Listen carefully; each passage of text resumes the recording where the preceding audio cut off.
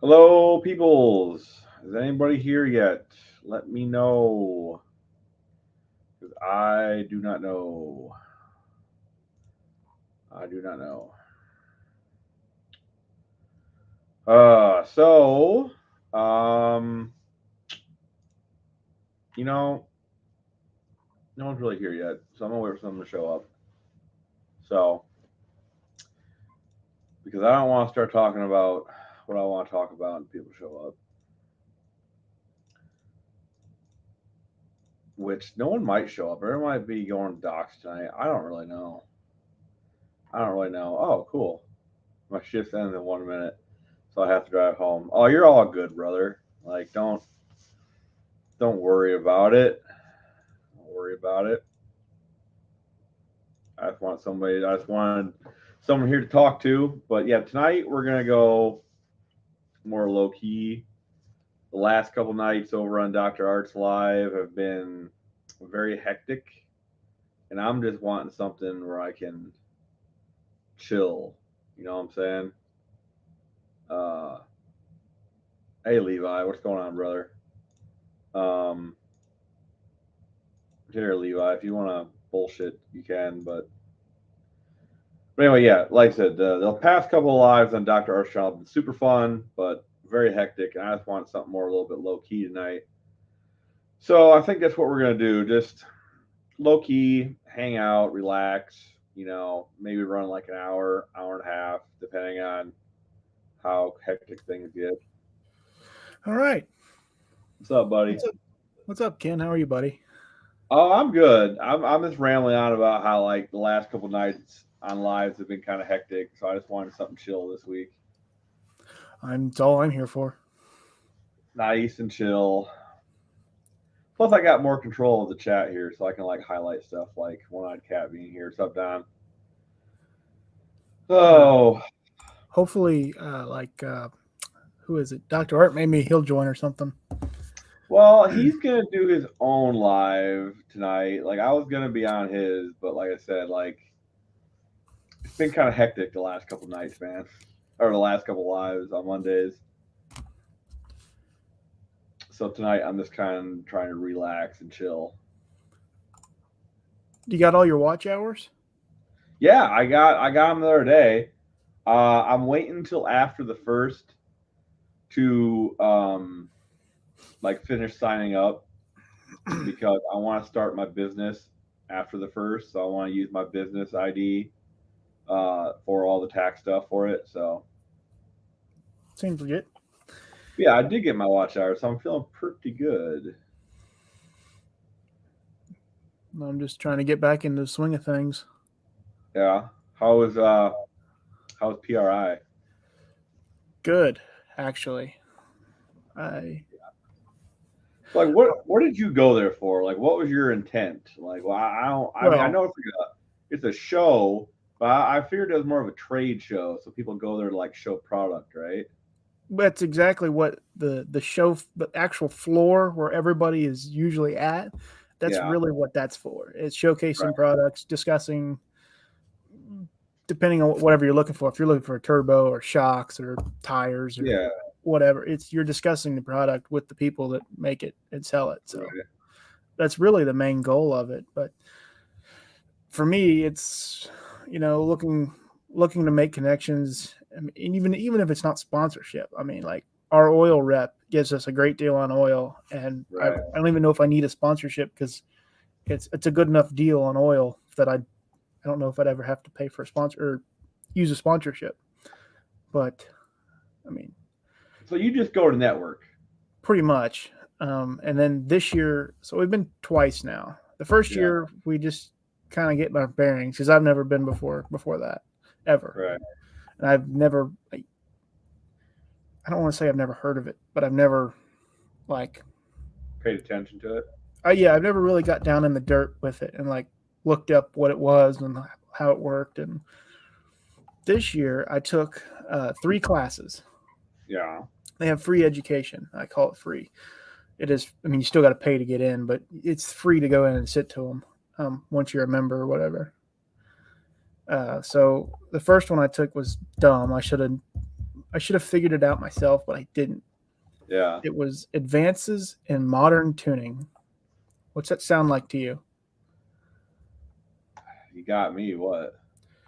So tuning like vehicles, new vehicles, like trucks, cars, Yeah.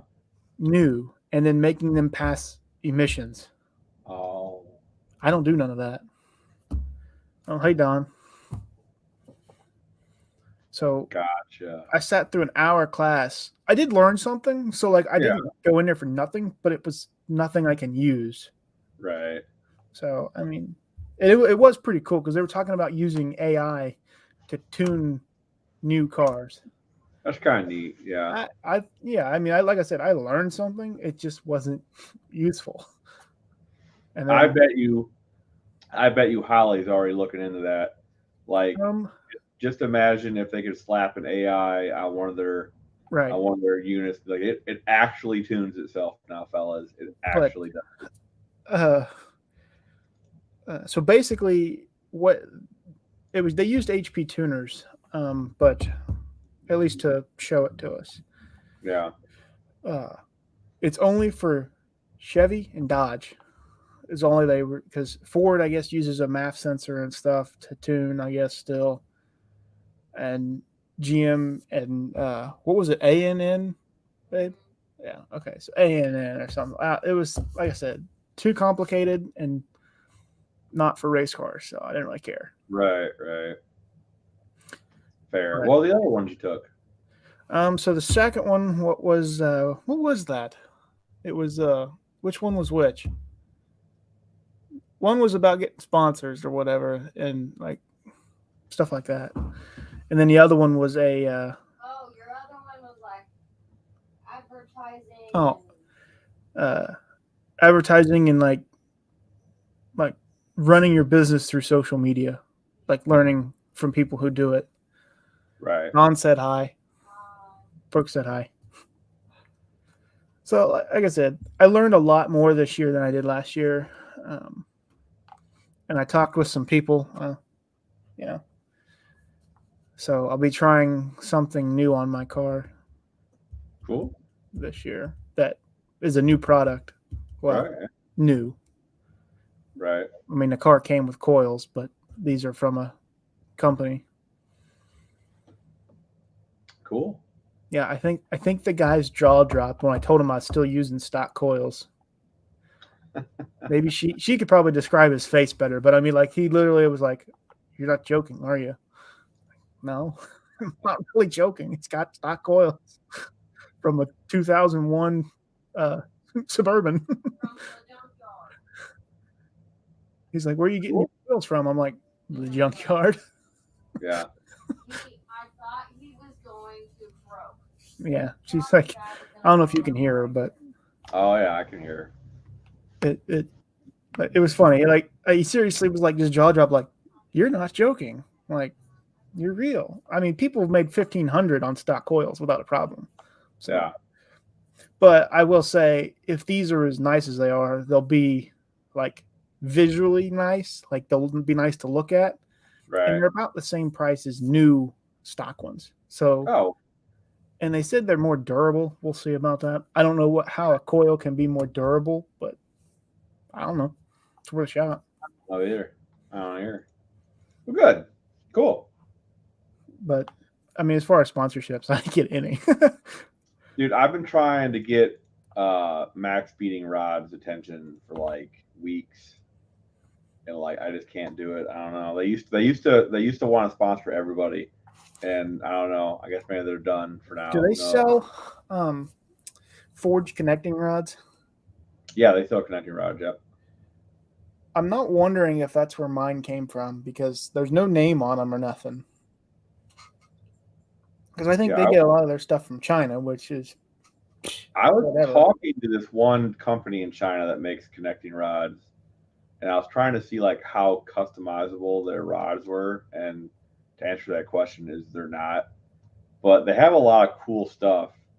And I'm actually going to buy a bunch of stuff from them when I get a little bit of extra money for certain projects. But like their H beams and their forged Chinesium is still good enough for me, man. Like, I'm putting in Chinese, well, not even Chinesium, unknownium. I don't even know what they are.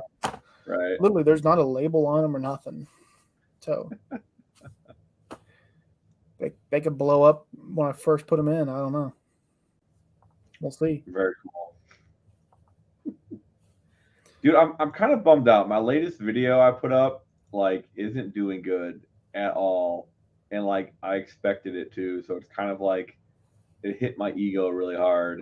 I don't know if I've ever had a video actually do good, so I'm just used to it by now.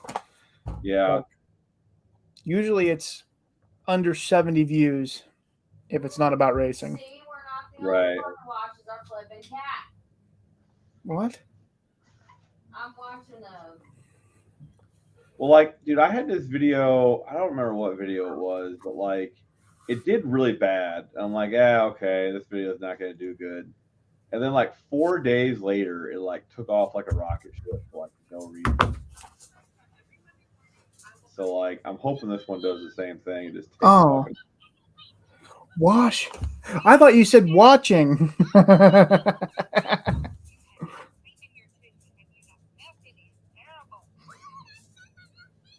That's weird. That is some cat lady. It is 3 Southern cats and mama. Oh my god, that makes it hilarious. Hi, Dean. I hope you're doing good, buddy. Keep on trucking. I get it.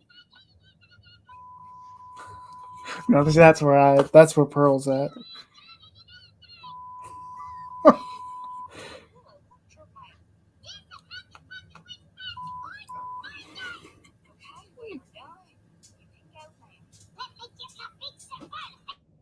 All right. While Levi's looking at whatever he's looking at. What was I saying? Yeah. So like I said, tonight's more of a chill night, fellas. I was getting worn out from Let him out. other lives and whatnot. Uncle Tony always came in and stole the show, so Yeah. I don't know. It's sometimes a good thing, but I don't know. Like, too much of a good thing can be a bad thing. yeah, that's fair. Do you hear So- Dad was hurt? He said, Hurt? How? I guess after he left here last night, he was limping. So they're taking him to the vet tomorrow. Probably hyperextended his leg. It's like his, Alexis thinks it's like his shoulder or something. I mean, the thing bounces off of freaking walls. Crazy. My brother's dog is like stupid, Okay. basically. Crackhead, yeah. I had a picture I thought I shared, but I guess I didn't. Where'd it go? Dang. YouTube videos are that way. Work hard, edit lots, and they bomb. A quick shoot and post, and they take off. I'm not a. I don't know how to explain it. Like, my videos don't take off unless they're about the racing. Really, like. Well, like all of my videos have been consistently doing pretty okay. Like not great, but okay. So I assumed this one was going to also do okay, but Right. it's not off to a very good start. So I talked with. He can't. I don't know if you can see that. no. It says Borg Warner. I talked with them. Man, they cost too much money. Don't talk to them. It's too late. I already own 2 of them now. Yeah. I bought the one that I'm putting on used anyway, so it wasn't like it was new. Oh well. I can't afford a new turbo. It was There you like go. $2,000. Yeah. I would probably, if it come down to that, wanting to go fast, I'd probably just throw another Gen 3 engine in it and just keep going. But this one Yeah. come up for a pretty good deal, so Yeah. I mean, I pretty much got. I feel ya. Yeah, none of my cars even cost. Okay, that's a lie, but most of my cars don't even cost $2,000. So Well, I got a lot of money in one, and that's about it. yeah, Well, 2. I guess my red truck's pretty nice, but I don't really count it because it's had to be done twice, instead of just once. If it was once still, I would have a nice truck for what I have in it. But I've had to do it twice because, wrecks and stuff. Right. I feel you. My brother's having that problem right now. He got in a wreck a couple weeks ago, and the insurance company's trying to dick him pretty hard. If you hashtag the videos, you'll get more views. Well, how do you hashtag something that nobody likes? You know what I'm saying? Fair. A hashtag has to exist for you to be able Right. to hashtag it, right? There's not very many viewers for Laguna. Now, LS swap stuff, man, maybe, but I don't want to be on that bandwagon. And Dude, that bandwagon's long gone, dude. If we were on that bandwagon like 4 or 5 years ago, right. like we'd be like sloppy mechanics big, but like, and like don't get me wrong, I love LS stuff, but like it's pretty much all been done. It's Right. all been figured out. Like, you know what I'm saying? I've just been enjoying it. Like, every time you go to the track, you go faster. I'm good with it. Right. I feel you on that. If I was trying to win or something, I guess I would be different. I'm just really trying to prove a point.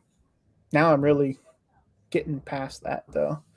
Yeah. So, I want to put the car back together as it was and do the suspension because it had so much more potential. But the money I'd spend on putting it back together the way it was will pretty much do what I'm doing now, which will make it Define putting it back together how it was. so refiguring out the suspension.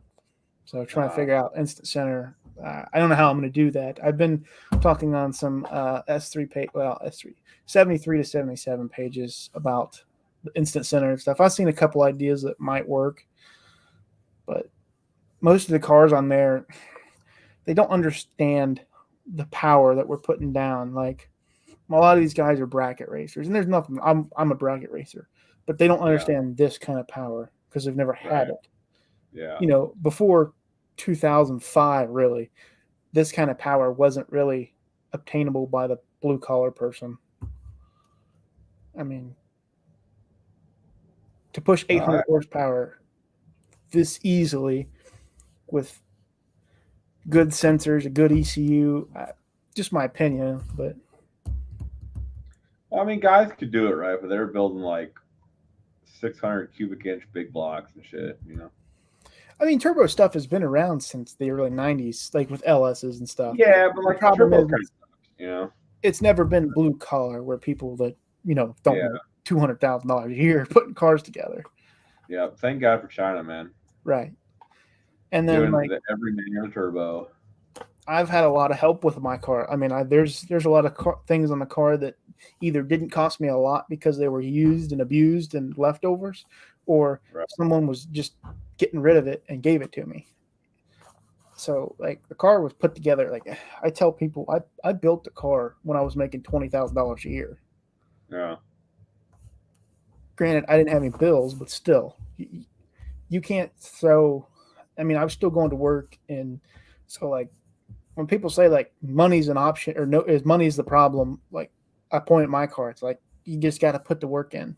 You got to scrounge. Yeah, that's how it is nowadays. If you just put the work in, you can do it. So you just got to be a what do they call it, dumpster diver. Mm-hmm. And people try to go big too fast too. I think that's part of the problem. Like, just build just something kind of shitty. I mean, we went, we went what 1070s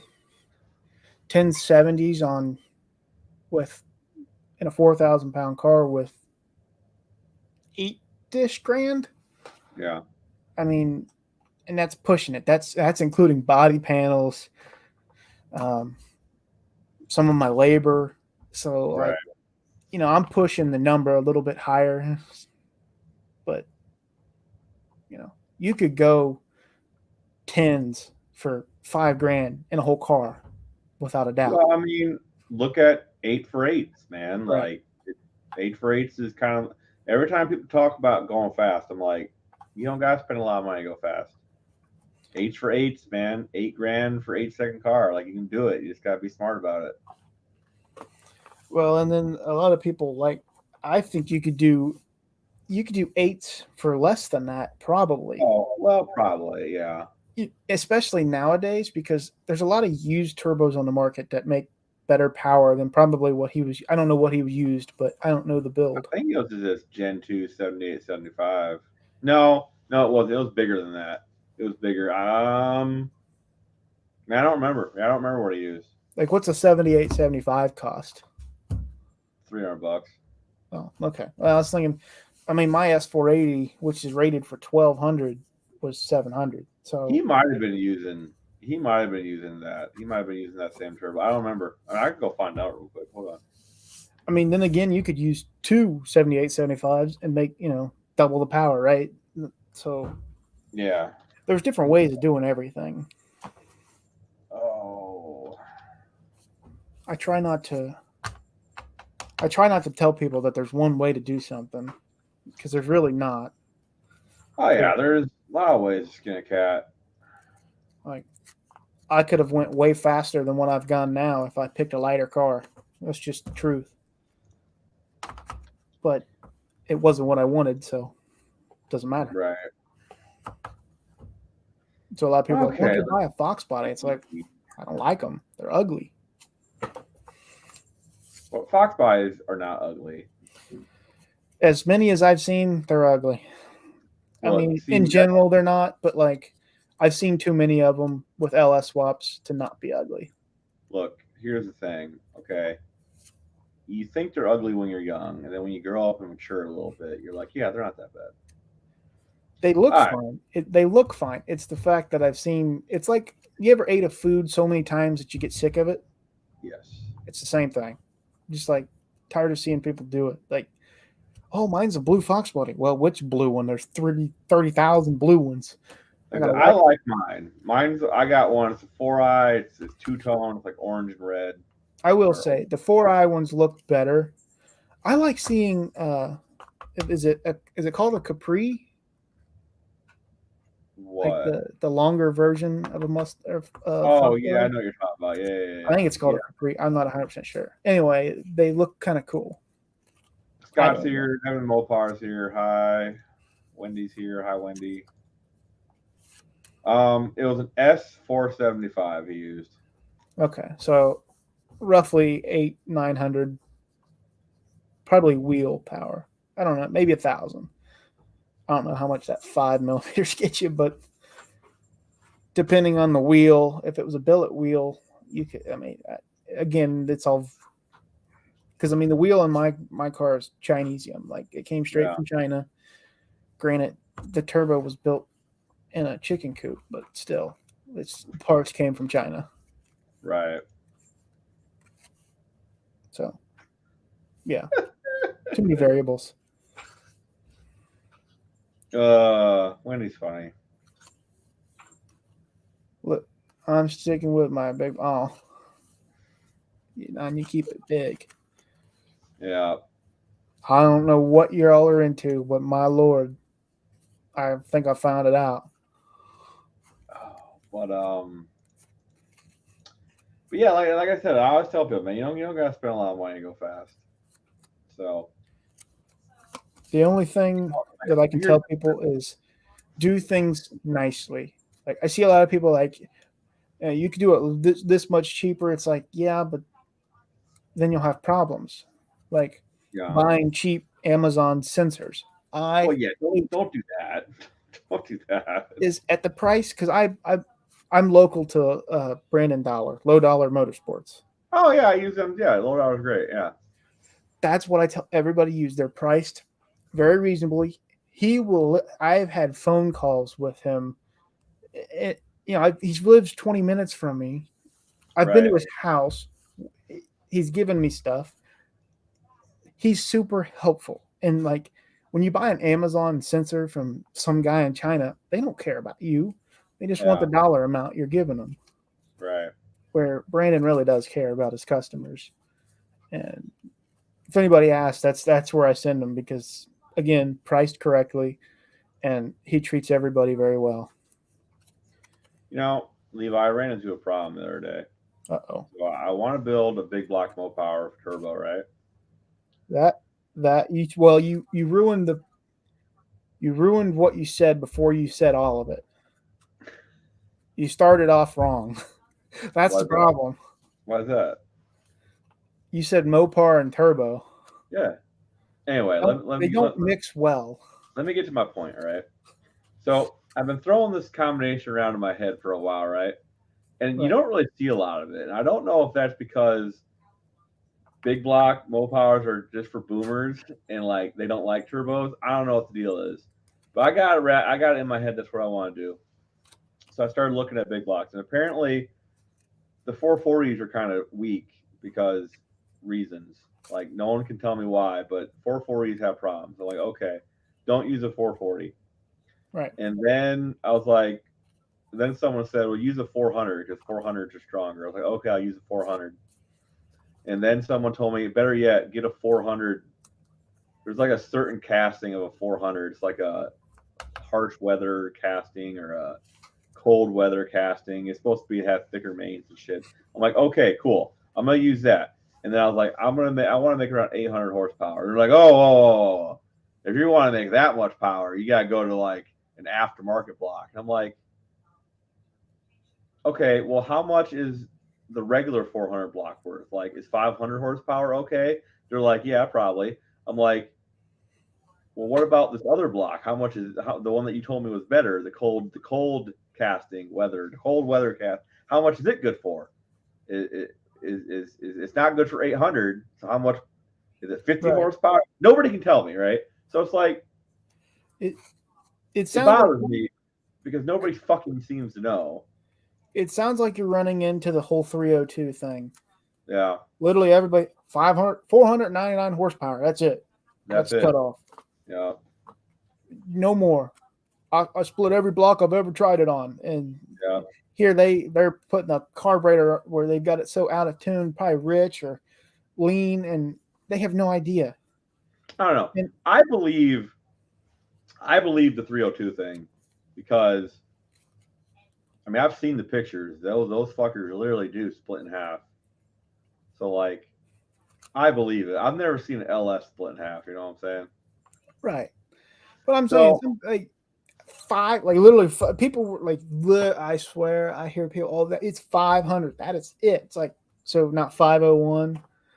no, You know, 49. it's But like I think this is part of the reason why people think they gotta spend all this money because here I am trying to make 800 horsepower out of 400. It's after you like do some work to it, it'd be like a 451 if you put like a 440 crank in it. how So did here I am, 800 horsepower, 451 cubic inches, and people are like, "Oh no, man, you gotta spend big money to do that." It's like, how well do the heads flow? That's another thing. well, the heads aren't a problem. They got aftermarket aluminum heads that you can slap on, right? Or But how much is that? You know what I'm saying? I don't know, probably a couple grand, 2, 3, maybe 2, 3 grand, probably. If you port a set of stock ones, and I don't know if they're any good. Yeah. Well, I'm the sure I other could thing get. is- My point here is though, is like this is why people think you gotta spend so much money because like people wanted to sell them an aftermarket block. So like, oh yeah, you gotta buy an aftermarket block. right? Yeah, I there's don't a know. lot of Patrick from Mostly Old Parts and Rust has a 400 big block that I'm gonna get off him eventually. So I'm gonna do it. I'm gonna build one and put I don't know two turbos out, twin turbos. I don't know what turbos, but two of them, and just see what happens.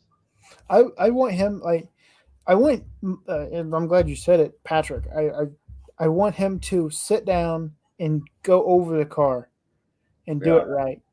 And I mean not like right, but like start doing stuff that'll make him allow him to go faster with what he has. Why you think he's not living up to his potential? No, that car has way more potential than he's giving it. Yeah. Why? I think so. And honestly, it What may makes you be. think? I don't think it's a money issue. I think it's probably a time issue, or maybe he doesn't want to. But I Yeah. know that car has more in it than what he's giving it. Just my honest opinion. It might just be his. It might just be his engine combination because like But that he's not thing, I even don't pushing know. it hard. It only makes like 250 horsepower stock, and I think it maybe has a cam upgrade. I don't know if it does. So like, even Uh, at like even at like 30 pounds of boost, he's still like just barely cracking 750, 700 wheels maybe. Well, here's what I take the power so no power steering, Yeah, water pump gone, electric water pump. yeah, That's probably 25 horse right there. yeah. Okay, redo the wiring harness, do a whole Terminator kit, go through it, wire it properly. I mean, he has a. I want to say he has a Mega Squirt 1 on it. Or okay, so then that wire it to where it's not a nightmare to look at. Is it? I've never looked under his hood that hard. To me, it is. I'm one of those people that I want to be able to diagnose the car within 3 or 4 hours. Yeah. Like if I have a problem with a ground, I want to be able to know. Or Right. if my I'm trying to give a good example. If my water temp sensor or my coolant temp sensor is not working, I want to know why or where to look, Yeah. which wires to trace back. The other thing is he needs an intercooler. I don't know what he's. I've been trying to talk to him about it. Like he doesn't want to cut the front of the car up. Well, I don't necessarily think he would have to. I told him to do a water one and just put a pump in it and put it towards the back of the car, and that way you don't get cut up. He doesn't want it. I mean, he doesn't like that idea either. I don't know. We should have him on here one of these days and talk to him about it. So like, and this is a totally wild factor. He likes weird stuff, right? Yeah. You can make a tunnel ram intake for that engine, right? Yeah. Like, I'm sure you can buy flanges and build one. So you know the top that goes over to the side for like the Holly High Ram? Yeah. That. You could do a sandwich intercooler like the ones that DLSs have in between that. I mean, you would be able to run a hood, but I mean, at what point is it a street car or a race car? That's the thing. I think he just needs to put a air to water or water to air or whatever. Well, if he does the sandwich kind, it's air to water. Yeah. So you just plumb the lines to a box with a pump near it. And like I said, if he just keeps everything the way it is now, I think if he just, like I said, puts one off to the side in the engine bay somewhere, he has the room. Right. I don't know. He doesn't want to do that. But he does need one. He said his air temps are really hot. So I thought it was like 270 degrees, which is what mine was doing. And they were my limit of boost was like 12 or 13 pounds. Yeah. You can't make power at 12 or 13 pounds. Well, you can, but not enough to matter. That car has. I mean, that's almost double. It's pretty good.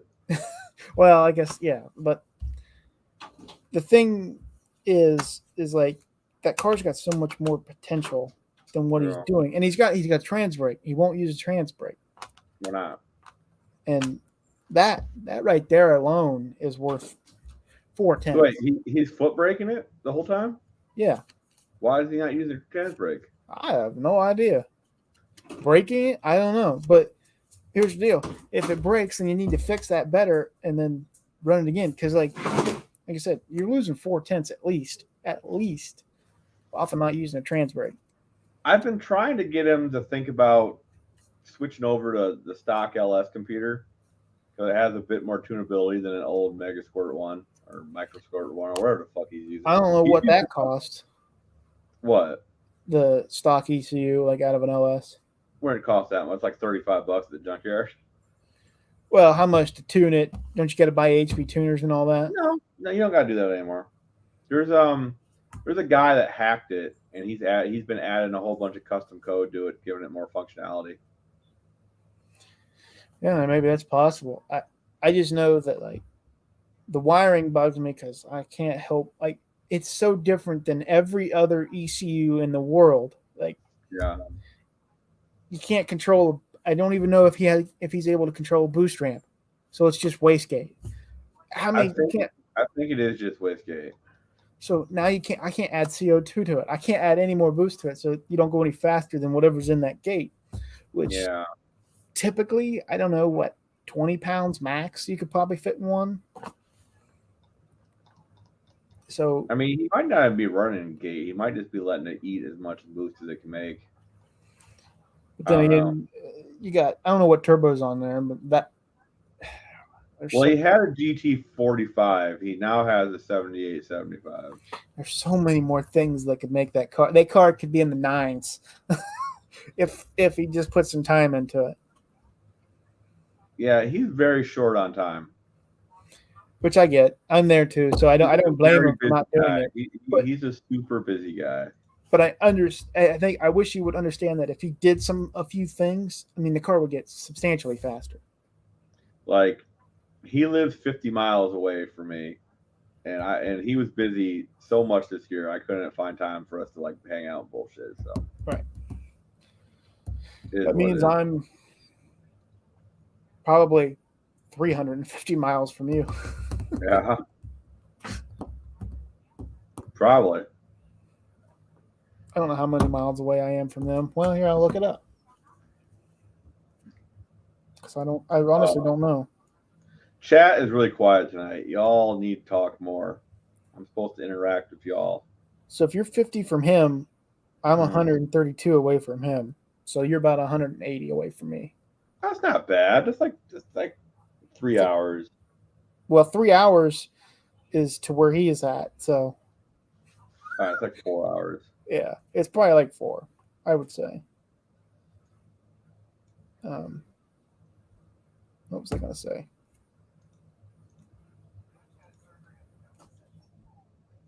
I don't know. I don't know either.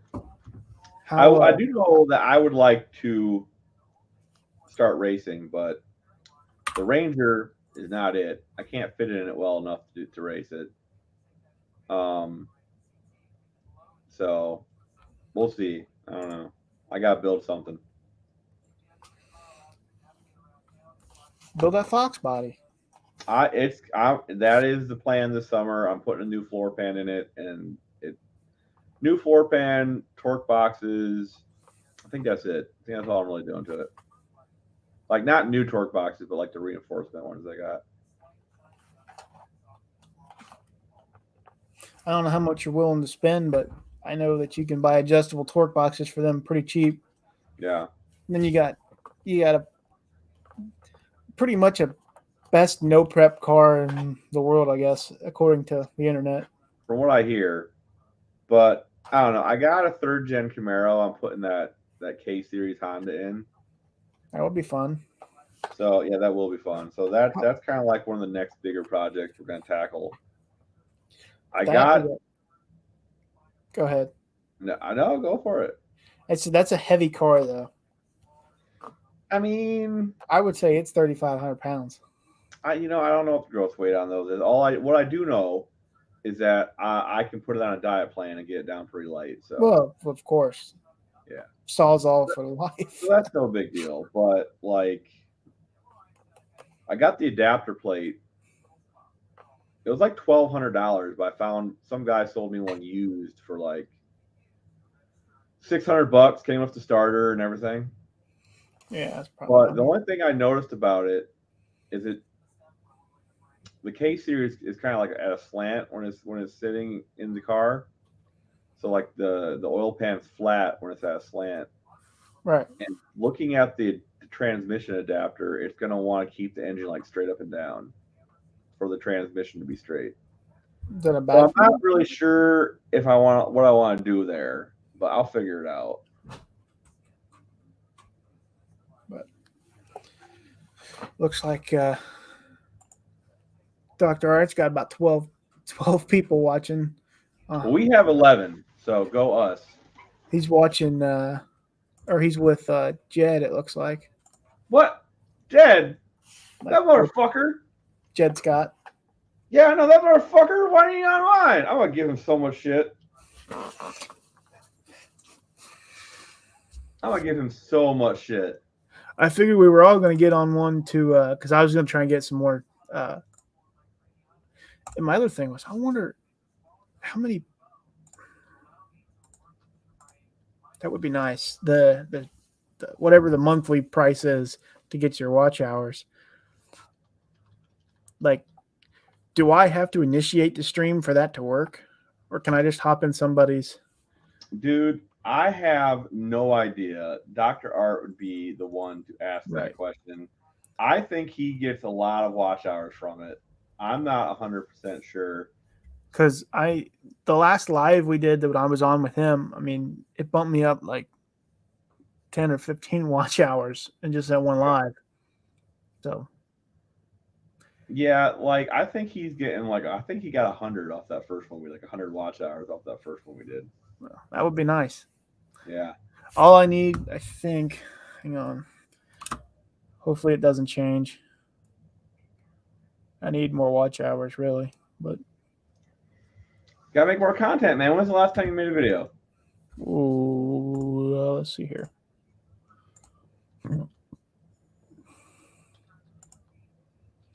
2 days ago. Right, and before that, 37. Hang on. 5 days ago. I mean, if you're doing at least one a week, like that's pretty good. That's not what gets me watch hours though, because I usually don't have. So I need 100. My goal was to reach 1,000 before December 31st. Yeah. I need 163 watch hours.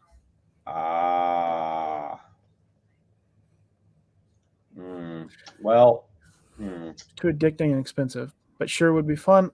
See, it doesn't have to be expensive. That's what people don't understand. I've seen people race V6 like stock Mustangs and have a blast. And I've even seen there's a guy that runs at our local track that runs a PT Cruiser, and he's won the points series and the ET stuff, like bracket racing. Yeah. 2 years in a row. So you don't have to have anything fast, cool, remotely expensive. I mean, I don't know what a PT Cruiser costs, but it can't be that much. Can't be that much. But the guy has and there's another guy got a Ford Ranger. It's like a V6 or something. Has a blast. He's some like 70-year-old old man. Does a great job. Has fun. Just like bracket races, huh? You don't have to go fast to win, especially in Right. that, which is cool. Right. That's funny. Look at me. I go fast and I don't win. Yeah, but like racing is not. I mean, you're kind of racing yourself. You know, you're trying to like get your personal best, and That's where You I'm know? at because yeah, I can't afford to class race, and I'm not good enough to bracket race. So I'm racing myself every time I'm at the track. Whether yeah, it's that's fine. Like just always trying to improve your best. Like that's great. That's how that's what you should do. because if not, I'd probably just sell it. Yeah. There's no reason to have it. If you're never working forward towards something, you just might as well give up. But I got testing tunes and race days and stuff, and I enjoy going out and meeting people too, which I've met a lot of cool people through the car. This summer, I gotta get out to some kind of like test and tune. I gotta like get some passes under my belt.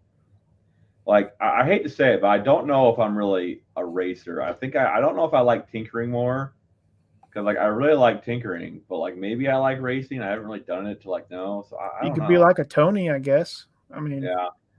you know, like I'm sure he raced back in the day or tried to or something. But you know, maybe he likes wrenching more than others. I like building the cars.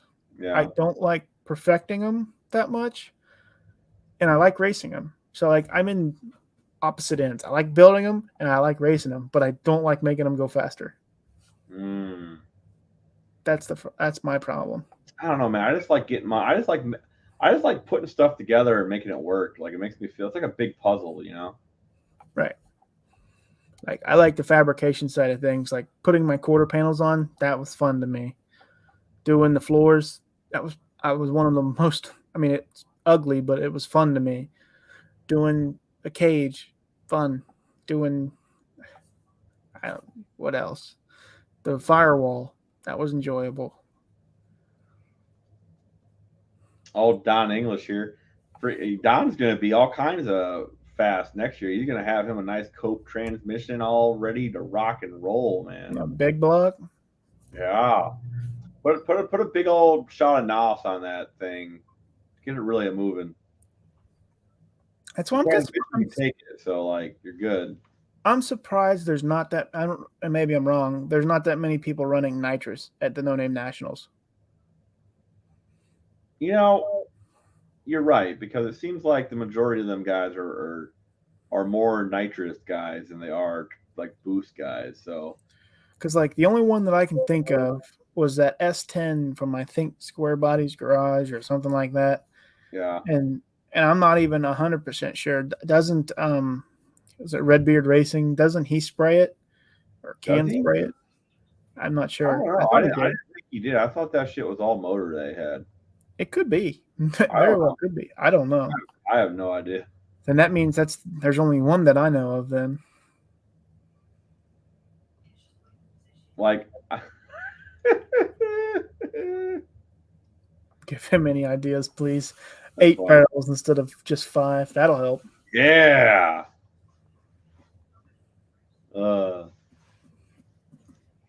It's a lot of people's first. I mean, it's funny. Like in the bracket race down there, I faced some van. I think it was Buff or Yeah. something.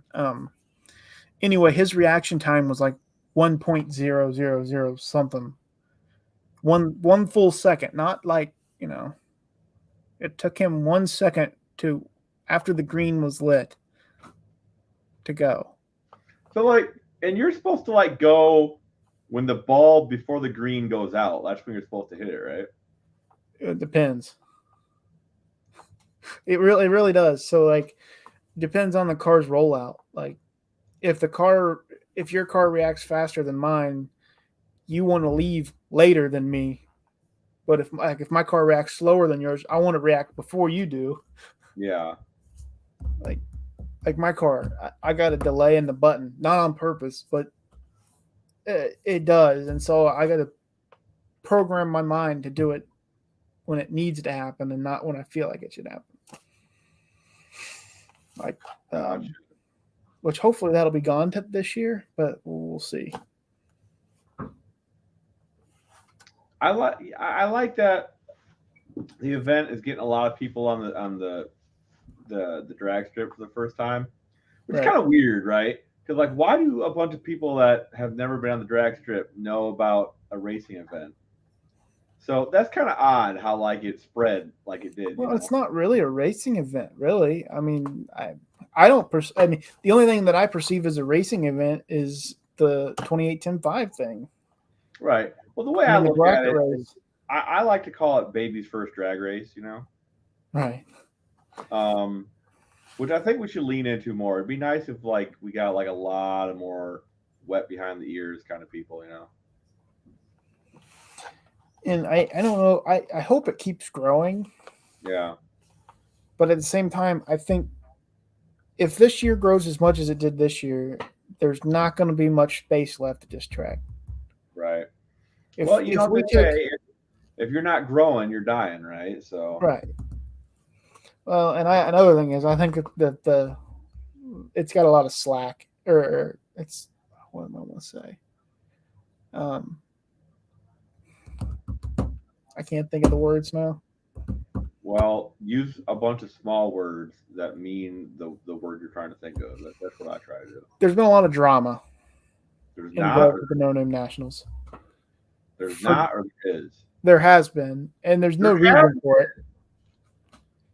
A lot of it's stupid, but some of it was just it's all stupid in my opinion. But it's all stupid, right? And like it negatively hurts the event. So like when we get done with this live, we can talk more about it one-on-one because I don't want to like say anything make anybody mad. But I'll say anything to make somebody mad. But it is true that the drama is hurting the event, whether it's true or not, right? The drama is hurting the event. Well, yeah, it's just like spreading a rumor. Yeah, if the rumor's like, true, it's like high school shit, dude. Right. Rumors are getting spread, and people are forming conclusions based on them rumors before they get to know anybody involved, right? Right. And I know how we could limit a lot of that, but egos won't won't let it happen. So I wanted to uh, and I talked to John about this, which he doesn't want it, so I won't do it. I wanted to call out every person that talked bad and said, "Bring your car there. I will drag you down the track." so here, that's the problem. Like, no, okay. So you know what? I have a list of shit I want to talk about. And while we're on that, we can talk about Mr. Will was being an asshole the other day. I don't know if anybody knows or even cares about Oh. Mr. Will, but Dying Breed Garage, who I we here's the fucked up thing. Pardon my French, right? We had squashed all of the beef between us, right? But for some reason, my name again was in his mouth the other day on his live. And if anybody had noticed, Ken here, Mr. Tall Garage, had not said one thing about his fucking ass, right? But he had to fucking bring my name up in it. So, you know, I guess it's free game. But he was being a huge dick the other day. I think I And know what live you were talking about. We yeah, watched it, and she's like, "Oh my god! Like, there's something mentally wrong with this person." Like, there is. There's something mentally wrong with him because you see, he likes to talk about how much all of his stuff costs. Like that's the only thing that gives a person value in society, which right there tells you he has a problem. But like he's projecting, right? It's all like self hate. Like he doesn't right. think that like what he has is good enough, so he has to talk about how great it is and make everybody else. All I can say is I don't care how much money you spend on a race car. If it doesn't go to a racetrack and race down the track and put a time slip in front of me, I don't care what it is. Yeah, like, and well, that's the thing. Like, I don't really care about nice cars either. I like cars that interest me. It could be the biggest piece of shit in the world. If it interests me, it's cool, right? But I yeah, mean, so I don't know, man. He was giving JB shock a little time, and JB is like the coolest dude. Like JB's never said anything to he anybody. was cussing everybody out, and He what I was curious was how YouTube allowed it to stay on YouTube. Like, You know, I'm honestly very interested because like the way uh-oh, that I've that piqued right your interest. there, I feel like I could probably flag him and get Well, him I taken. reported him because he was threatening John Wilburn with death threats. Yeah, I like don't he like was that. like by name he was harassing people, right? Right. Like I don't like first of all, that's not a very adult thing to do, you know, Well, like death threats are illegal. So, but yeah, Don's right on point. He is a foul mouthed prick. Like he is. Like there is no getting around it. Like you shouldn't talk like that about people, especially when people aren't there. You talk about that in front of the wrong person in person, you know, you're likely to get knocked out. The only reason he's doing it is because you know he's behind a screen. Hi, Jason. How's it going, buddy? Yeah, Ken, I've been hearing you've been talking some smack. That's right. I talk all the smack. Come on in here, Jason. Come powwow. but yeah, I don't. If it didn't do the death threats, I don't really care. You know, John is his own person, and I know he's mentally strong enough to not care. You know, not care about someone cussing him out. And same thing with JB and pretty much everyone that he was cussing out. They're all meant, and if they can come on here and say if they're not, which is Yeah, fine. dude. He had the gall to bring up Wendy, and it's like he fucking lucky if Don doesn't show up to fucking work his ass. Fucking What has she got to do with yeah, the Don is gonna put him 6 feet under. He's gonna end up in a fucking trunk. He keeps it up. Just So- tonight, Slingshot. That's as spicy as it gets. It'll probably get spicier. I don't All the know. trash talk and no name national bashing is good for their view count, I guess. But like, But they got to go that far. No. I mean, I don't understand why talk about an event you don't want to go Wendy to. said hi. Hi, Wendy. Like, very weird, man. Right. Yeah. You know what? Yeah, exactly. It was Wendy. It was like that's fucked up. You know that like there are rules. Men can talk shit about men all they want, but you start bringing kids or women into it. You know that's the problem. You'll like Wendy's next comment. That's hysterical. Or the last one that she put, and then it's a level playing field for any level. Yeah, it is.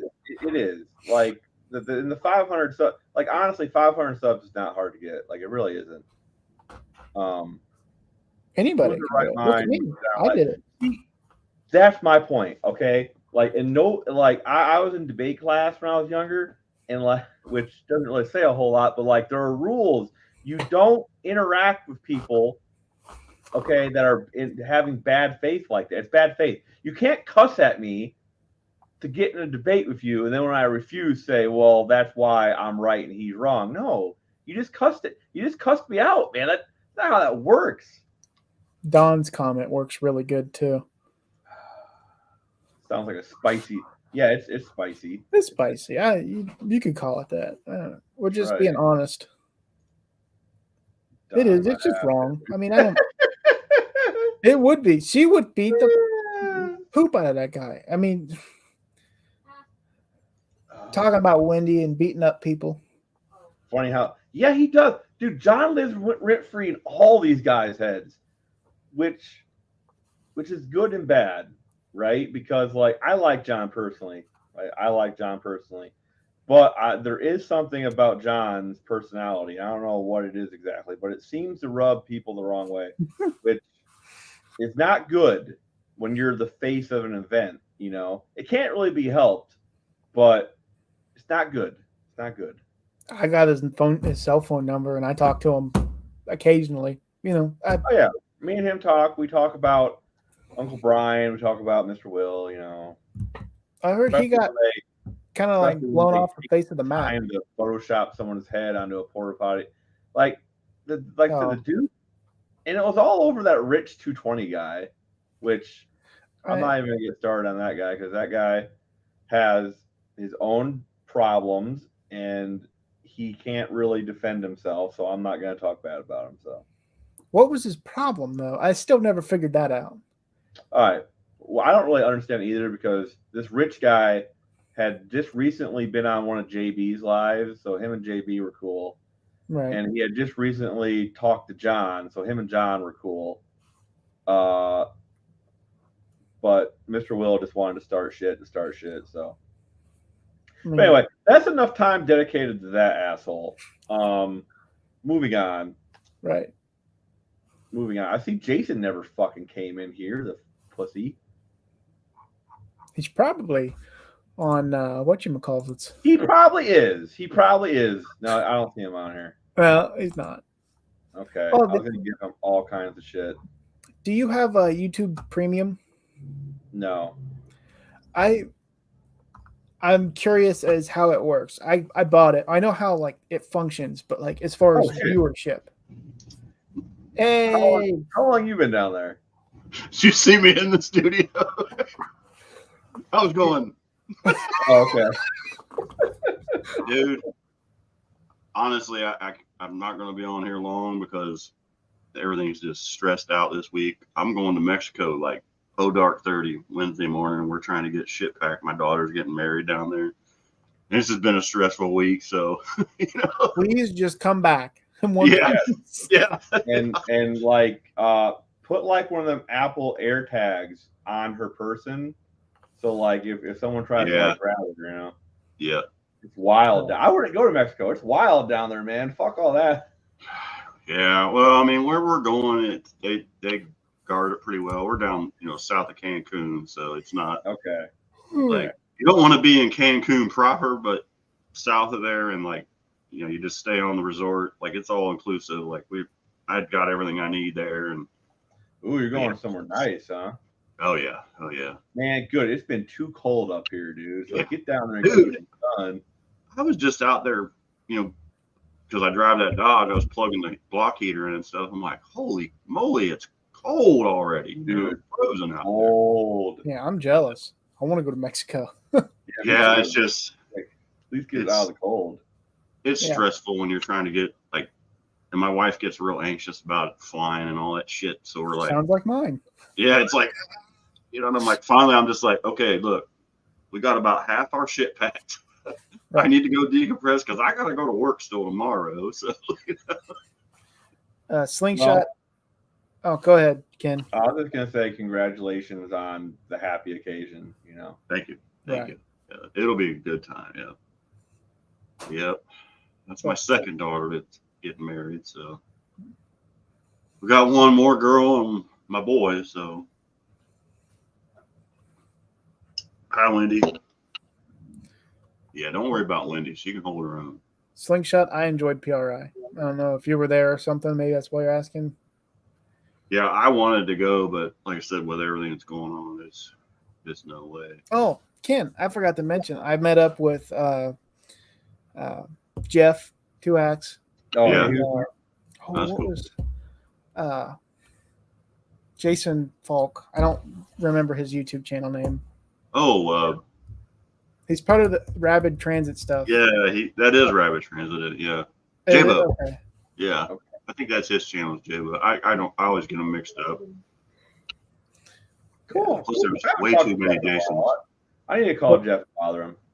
It was good to talk with them and see them. Yeah, I haven't talked to Jeff in quite some time either. I'll have to bug him when I get back. Mm-hmm. I mean, it seems like he's keeping really busy. So like, He is. He's doing well. Jeff's very articulate. Like when he does his videos, they're really good, and you know he's got like a radio voice, and yeah, He's And way he's better than super- me.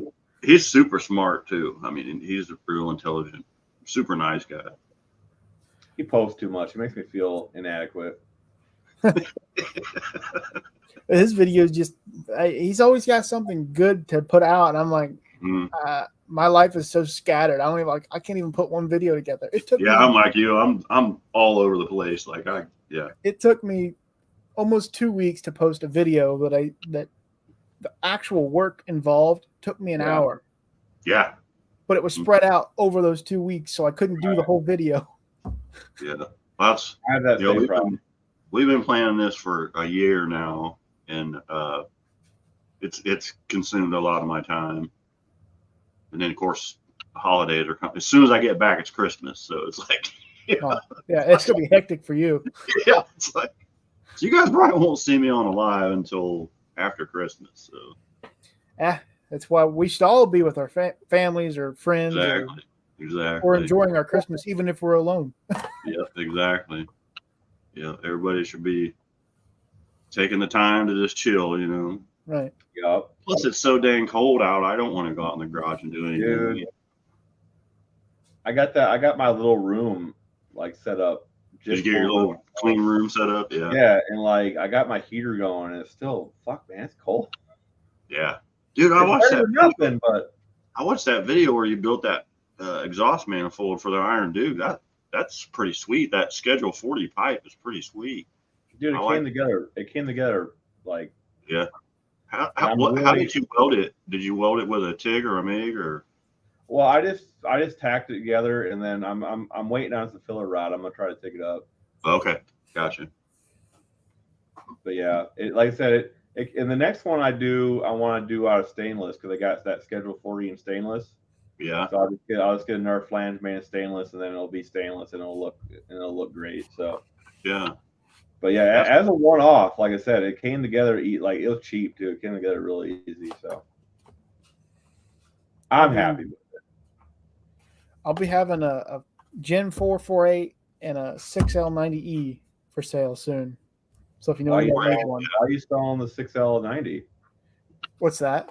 Why are you selling the 6L90? I don't have a use for it. Yeah, you do in a car. It's not a race transmission. Race transmissions don't have overdrive. That's not true. 4L80 is a race transmission.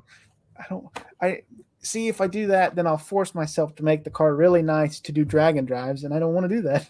Yeah. Drag and drive, so that'd be fucking great. I'll be your co-pilot. Like I'll go with you. You don't want to be in that thing. Trust me, doing the cruise to Lambert's is a headache and a half.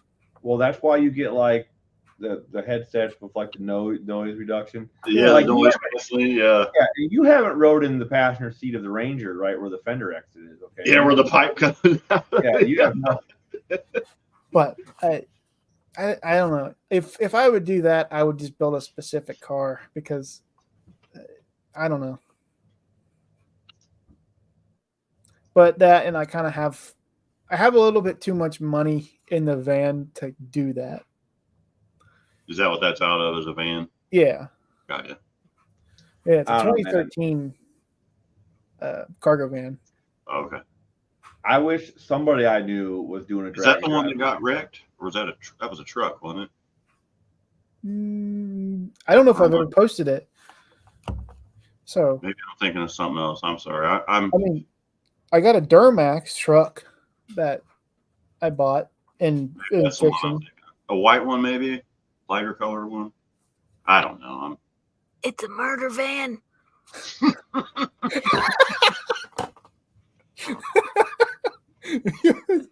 I'm trying not to spit it out. She sneaks it in there like just free candy on the side of it. Free if candy. I spray painted on there, it'd fit. Got dead Right hooker now storage it's on the heating back. and cooling. Yeah, it's a heating and cooling business that got Take it easy, rear-ended. Don. Good night, Mr. English. Thanks. They Thanks, can Dom. do that. Your green screen, Goober. Yeah, your green screen Oh, fills oh, it in. oh. Maybe that was it. I don't know, Dylan. I don't know, but I didn't I take a see picture of the van. I see your Facebook stuff too, so maybe that's what. I don't know. It could Like I be, said, my brain is mashed potatoes right now. So but it's got the tires will sell for some. I mean, we're talking $100 maybe. They're pretty good. yeah, The engine and transmission theoretically are worth like $2. I mean, online on like eBay or anything, I can't find one under like 1,500 for the transmission. What engine is it? It's a 4.8, but it's Gen 4. it's Gen 4. Yeah, You're keeping it. Probably not. Why? It has Gen 4 rods and pistons in it. Like, If I can get my money out of the transmission that I have in the truck, then Yeah. maybe. If I can't, then I gotta sell it. So if you got a buyer for 1,600 for that transmission, I'll keep the 4.8. I got a 6L80 core for $50. So you can Wow. keep it. I'm gonna test it tomorrow, but this one works flawlessly. For now. After it leaves my driveway, I don't care who. Boy, yeah. there's no warranty on this. I had it before. I had this Dodge. I had a GMC, that had the 6-speed in it and a 6-liter, and it did really well. I was surprised towing and stuff how well it did. Yeah, I don't know. If I can't sell it, it'll just go in my red truck. My little Somebody put 456 gears in this truck. It was a 4-wheel drive 2500 HD. Holy moly! And it would pull a house down. It was crazy. A lot Yeah, of I'm gears. sure it was wound for sound on the highway though. Yeah, about when I'm pulling the trailer, it was about 6 miles a gallon. Ooh, that's bad for a 6-speed. Yeah. The guy I bought it from towed a big horse trailer with living quarters and stuff in it. I was like, I can't deal with this anymore. And then that's when I was working on Cummins, and I was like, you know what? I'm going to find me a nice old Cummins truck. It took me forever to find one that wasn't molested, and hopped up and souped up. And that is the hardest thing. If you like Dodge, the Cummins, any of them, finding one that is unmolested by someone that took care of it, you're asking for hen's tooth. The guy I work with, he's got a newer one with a 6.7 in it. Beautiful truck. They pull a big fifth wheel with it. Like last week, he deleted all the EGR and the DF, and now it's loud as hell. It probably ain't gonna get no gas mileage. Yeah, it's true. sorry, Ken.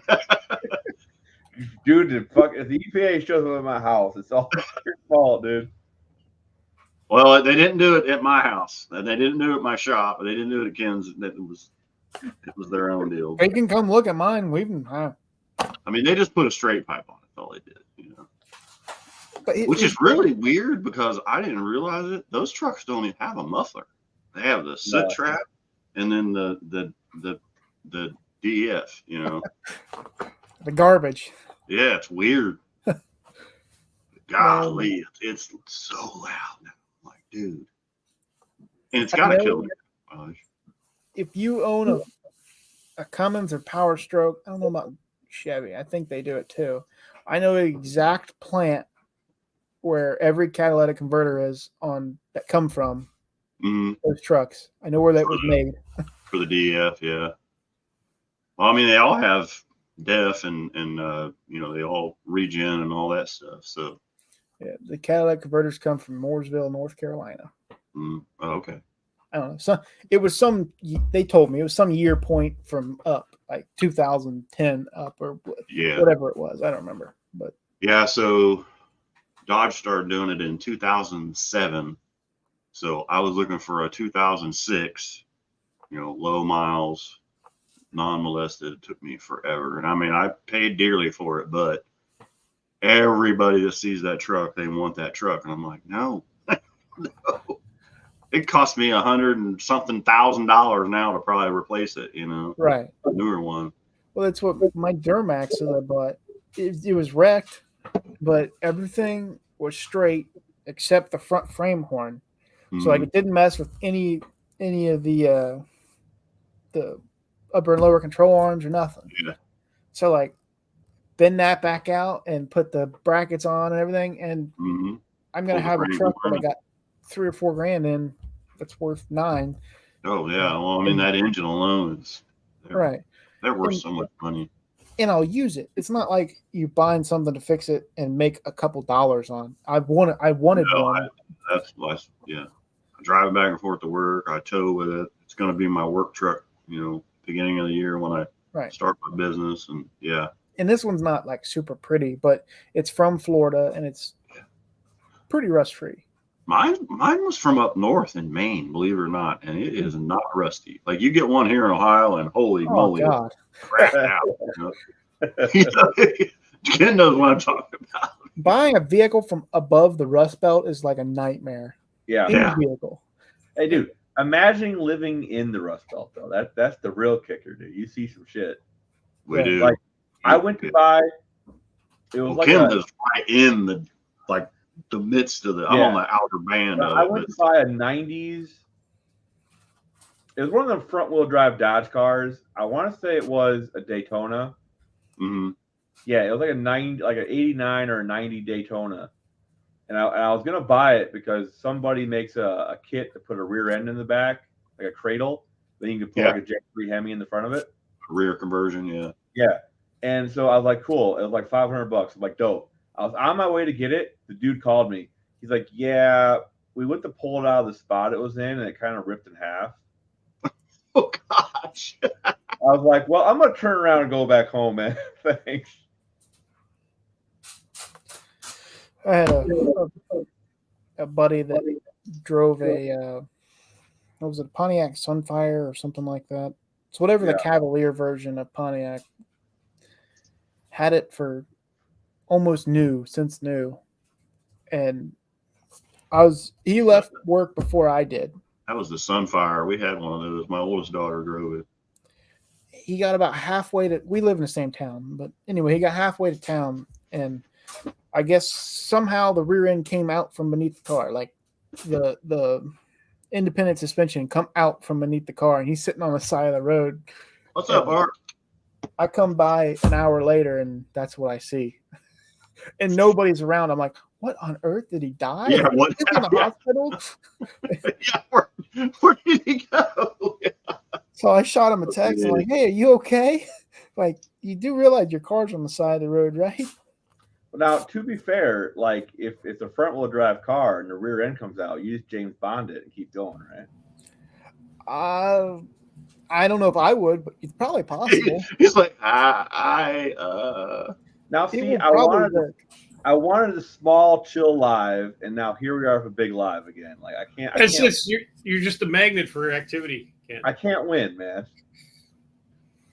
I had a good time. I had jet on from Scott's Speed Shop. I've been walking to talk to that dude for a long time. He's a cool guy, man. I'm gonna give him so much shit now. he has never come on one of my lives, and we talk like all the fucking time. Did you ever invite him?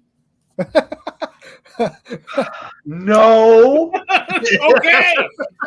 Okay. I invited him. He And he's did. like, I was Because he on gets there when Art was like, "Hey man, I got a couple of questions to ask you," and he jumped on. He wasn't hesitant at all. Yeah, and it's I just asked him. I just posted a comment because if you go on his community chat, he doesn't have like a direct email. I just said, "Hey man, you want to come on, Monday night?" And he's like, "Yeah."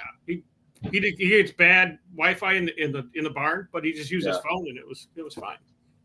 Yeah, I enjoyed his company at the No Name Nationals. I think So I the talked to him the secret first year. is to ask people interesting. Yeah, you have to invite them. Just like if you want people to come over to your house for dinner, yeah, you have to invite them. Invite people interesting. This is all new to me. Yeah. It Well, must like be I an invited Ohio you, Ted, thing. and you showed up, and I invited Buff last week, and I invited Jed this week. Wait, you know what? He's never invited me. I always show up. Well, dude, that's what I was just expecting you to We come don't need an on. invite. We just showed up. We just crashed the party, man. Mm-hmm. Actually, I got an invite tonight because I got on here and Ken was like, Yeah, I "Hey, guess man." I did. Mm-hmm. And then he called me some derogatory words because I wasn't on there. But actually, I was backstage giving him the bird. I don't know. In your little head, at the bottom of the screen, let me in. Yeah, I was like, he's like, "You pussy." Oh, my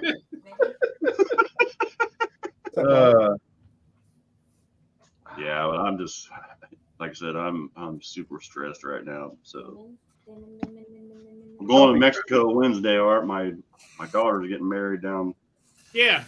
Tutacana or whatever. Why is that stressful? You got to pay for it? Well, I mean that's part of it, but no, it's just the anxiety of getting everything packed. And my wife's real weird about flying, and it's like, Jesus Christ. Here she comes. What? As soon as you said anything about flying, Talking smack. anxiety flyer I'm here. always talking smack, Hey, you know that. this is me right here. Where am I? Well, just Overthinker. There you go. Yeah. Yeah, exactly. So yeah, and then I still gotta go to work tomorrow, and then we gotta leave at like 3 a.m. Wednesday to get to the airport. yeah. It's No gonna be thanks. insane. The airport sucks. Are you I'll going drive. out? Are you flying out of CVG? No, Columbus. Columbus is the worst. I'd much rather CBG. Well, yeah, you got to go to Columbus, then someplace else, don't you? No, Yeah, Chicago. Columbus to Baltimore, and then Baltimore to. Ooh. Ooh. Mm. I'll drive. I Forget that. like CVG a lot. I don't know if they have direct flights or not, but like, Forget that. I think that. Well, maybe they do. I don't really know. I flew all the way to London, Heathrow, and then to Germany. Mhm. So I mean, I don't see why they wouldn't. If I have to fly to get somewhere, there's probably a reason I shouldn't go. Wow. That's You don't how want my job. My son hates to. He hates to Because fly. you don't want his job. No. What do you do, Dr. Art? I work for an OEM running the certified pre-owned for all the U.S. dealers. So I have a little over 1,000 dealers to take care of. It starts with an N. Yeah. And I have, about a dozen field people that report up to me and stuff like that. So, plus, You do. I did the little You're like, yeah. So, not much anymore, but for the first, 3 years in this position, I probably flew 2 or 3 weeks a month, every month for 3 years. ugh. Jeez. I've been everywhere, man, 3 times. So, I pick a place, I've been there. I mean, I've been just to a few like- places flying. I like to for my fly. work. Yeah, because you haven't been on a plane enough. Yeah. After a while, it's just like if you're sitting in a tube of depression. I Now, know. here's my question: Do you Breathing and pay for it? recycled air. Do what, Dylan? Do you pay for the flight, or does the company pay for the Company flight? pays for the flight, yeah, and I get a nice rental car, nice hotel, right off See- meals and things like that. But yeah, I With- wore myself the frick out. With mine, I'm lucky. The customer pays my hotel and all that is those expenses. So always fly first class. Yeah. They'll pay for a first class ticket for you. Well, yeah, if you're going to Germany, there ain't no way I'd go that far sitting in coach. It was Hell a 10 no. hour flight. Yeah. Yeah, no, do thank that. you. No. I did And- that going to like Hawaii and stuff like that. Forget you. No. I mean, even in some of the states, like the cost between a first class and a, no legroom class, hmm it's not worth my headache, Well, I guess. Dr. Art and Ken and I, we don't have any leg room, period. Yeah, it doesn't matter. Never. It's so uncomfortable, man. I'm only 6 foot or 6'1". I don't remember. I always try and get the exit seat. 'Cause Yeah, I that's got all about 4 inches on you, and Ken's got a couple inches on me. So Yeah, exactly. Yeah. yeah. Oh, how you think my brother feels, dude? Oh yeah, he's Oh yeah, God, he probably looks like a pretzel. There Like- you go. There you go, Brian. yeah. He drives semi, and in order to drive semis, he has to cut a bigger hole in the bunk so he can put his seat back further. Yeesh. All I can say to that, Dust Devil, is that I've seen people hammered on a flight before, and you don't want to be next to them. Oh, I bet. Oh no, I learned that when I was 18, 19 years old in the military, flying back and forth to California, because you wear your uniform, they don't card you on the airplane. And for your youngins, back in the day, in the back of the airplanes is where you could drink and smoke and party with your friends on every U.S. flight. It was fun flying, and the seats had room. It was a whole different experience. Yeah, rub it in. But I drank so many little bottles of the Jack Daniels that as we're flying, the plane is spinning. Oh my god. I'm like, oh fuck, I went too far. Oh, let me close my eyes. Oh, that's worse. Oh no. Yeah, but this traveling job's nice. It's not the worst thing I've ever done. I mean, I've only had one other real job, so I guess Mhm. it can't be the worst. It doesn't suck. Mhm. But Yeah, the only thing that sucks is you're miles away from home of projects that need to be finished. Yeah. With a Yeah. timeline. yeah, I didn't get anything done for years. That's why my Falcon is still in the back garage. Three But- quarters put back together. Same. But I've come up with a system that allows me to do it better. I mean, I'm not,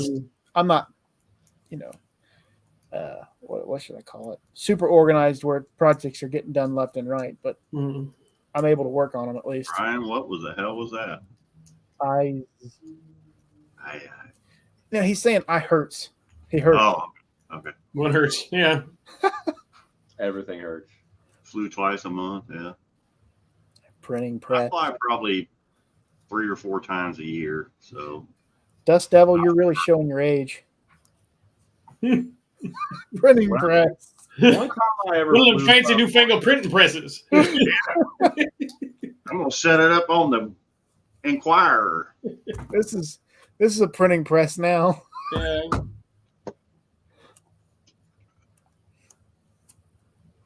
I always give him crap about the clock car. What's that? His clock car. Yeah. the clock car.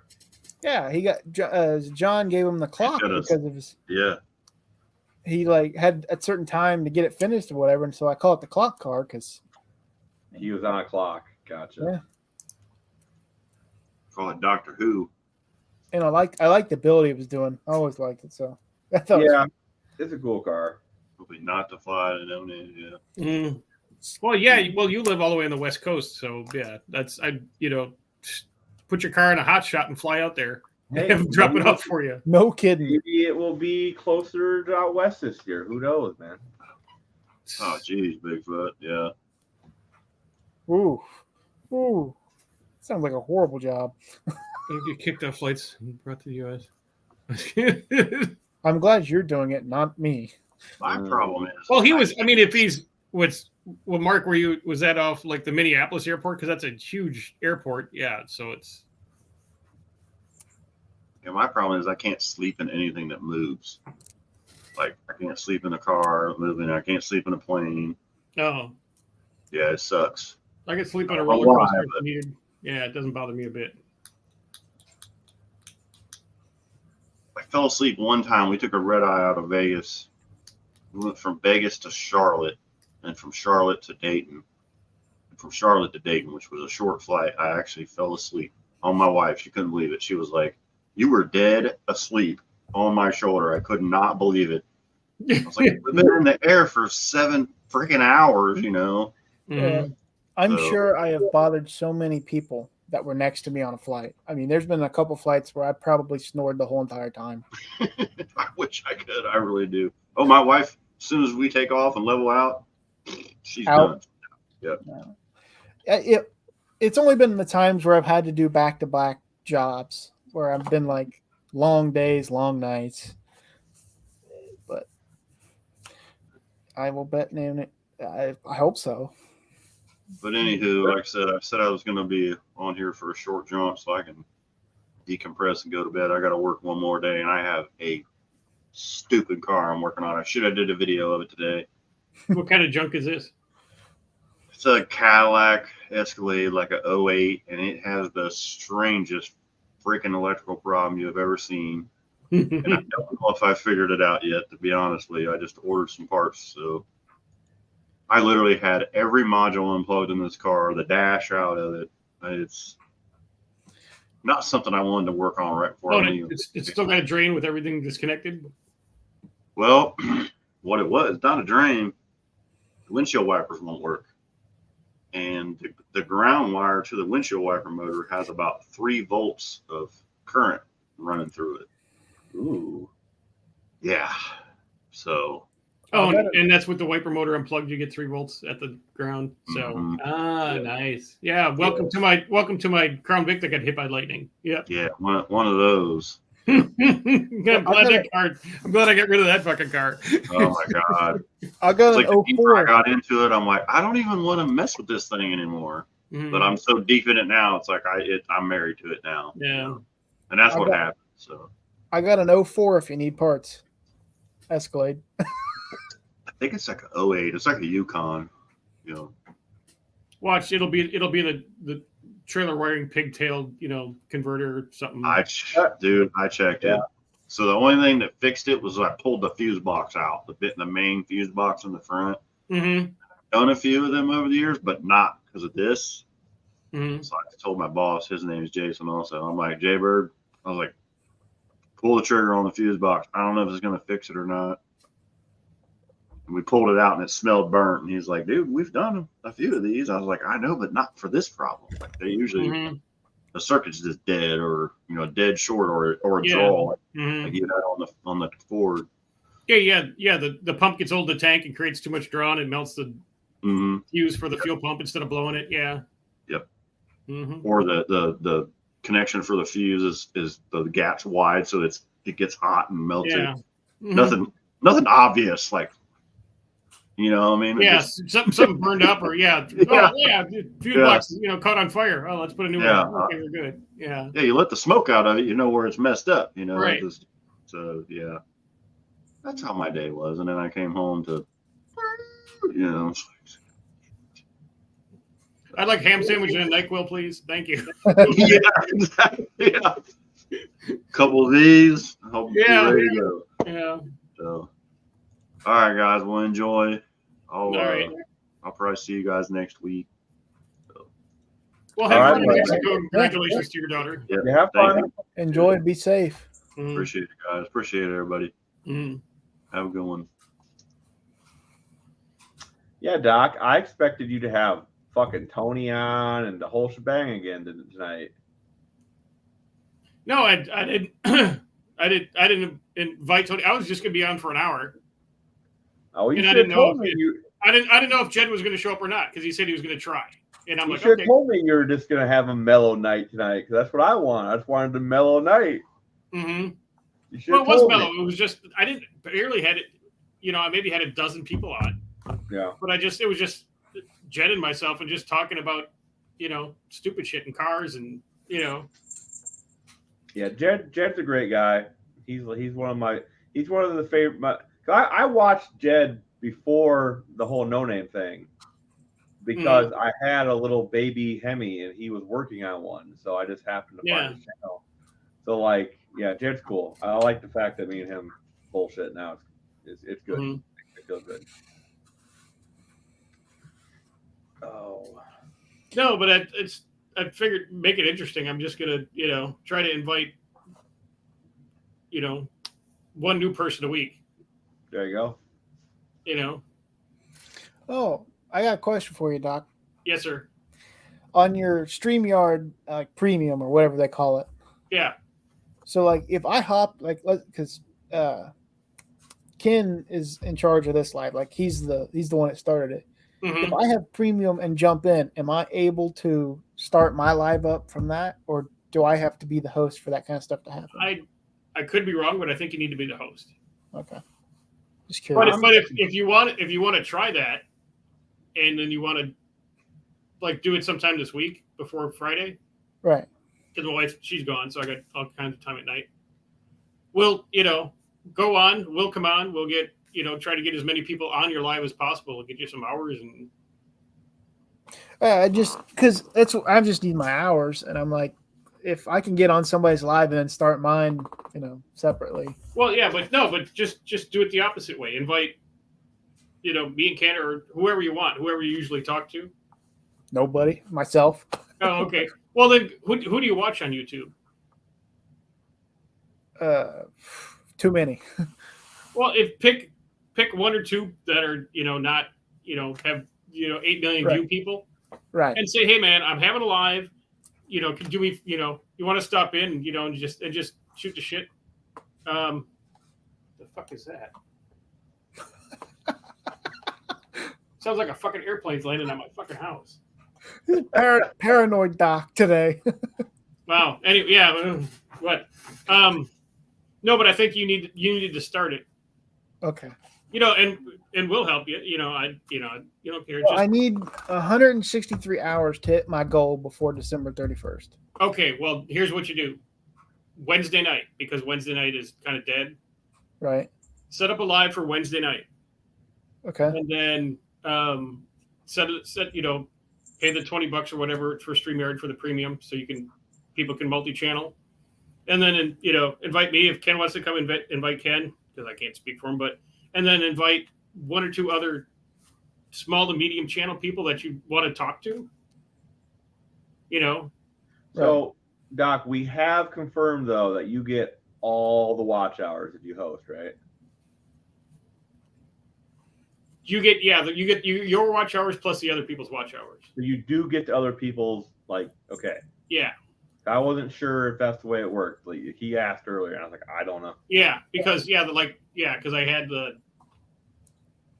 the first one we did, because a bunch of people went back and watched after for some reason. I got like 119 watch hours out of that 2-hour video. So Pretty good. which is, Pretty I mean, how many stupid 5-minute videos you got to get 120 hours? Right. A shit ton of them. Well, So that's why lives are the best way to get your hours. And if you just need 100 and some hours, that's nothing. Yeah, do it this Wednesday, do it next Wednesday.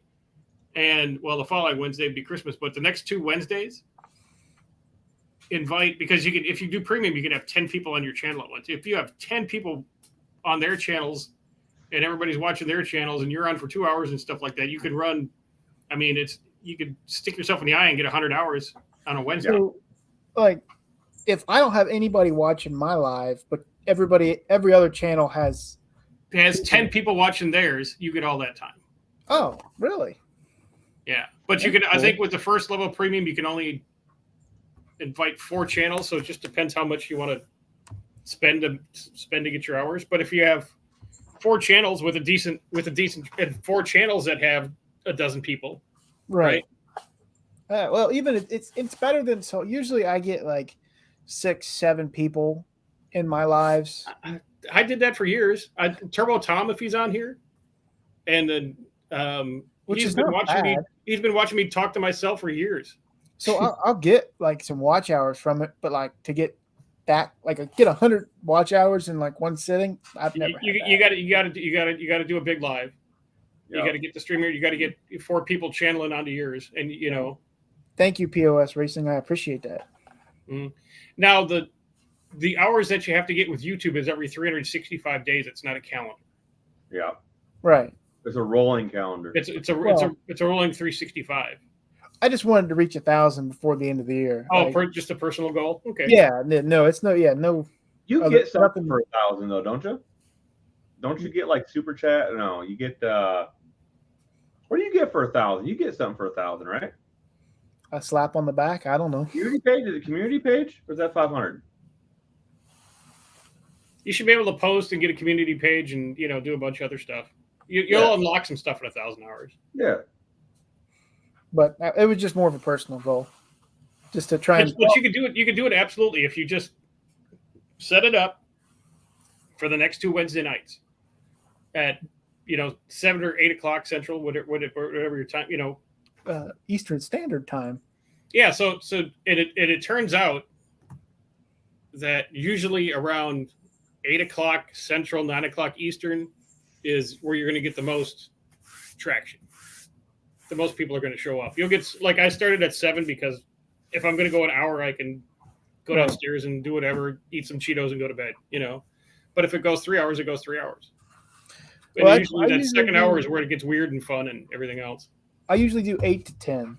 That's usually Eastern Standard Time or whatever. So Yeah, go 8 to 10, and then be prepared if that's really your goal and you have 24 people in the chat and stuff like that. Then it's 10 o'clock. You just keep going. Yeah. And suck it up the next day. oh yeah, for sure. Yeah, but yeah, Like- set yourself up for Wednesday night, and then have the StreamYard and send out email people and stuff like that, and you'll get your hours, or you'll get damn close. Then you'd be like, oh, that's how you do it, because once you do stuff like that, you're like, oh, that's it's a learning curve. I'm kind of glad StreamYard did that because really think about it. When we're on a live now, only person getting watch hours now is Ken, and it's a helpful tool Mm-hmm. for every YouTuber. Right. Wait, hold on. Are you streaming us to TikTok?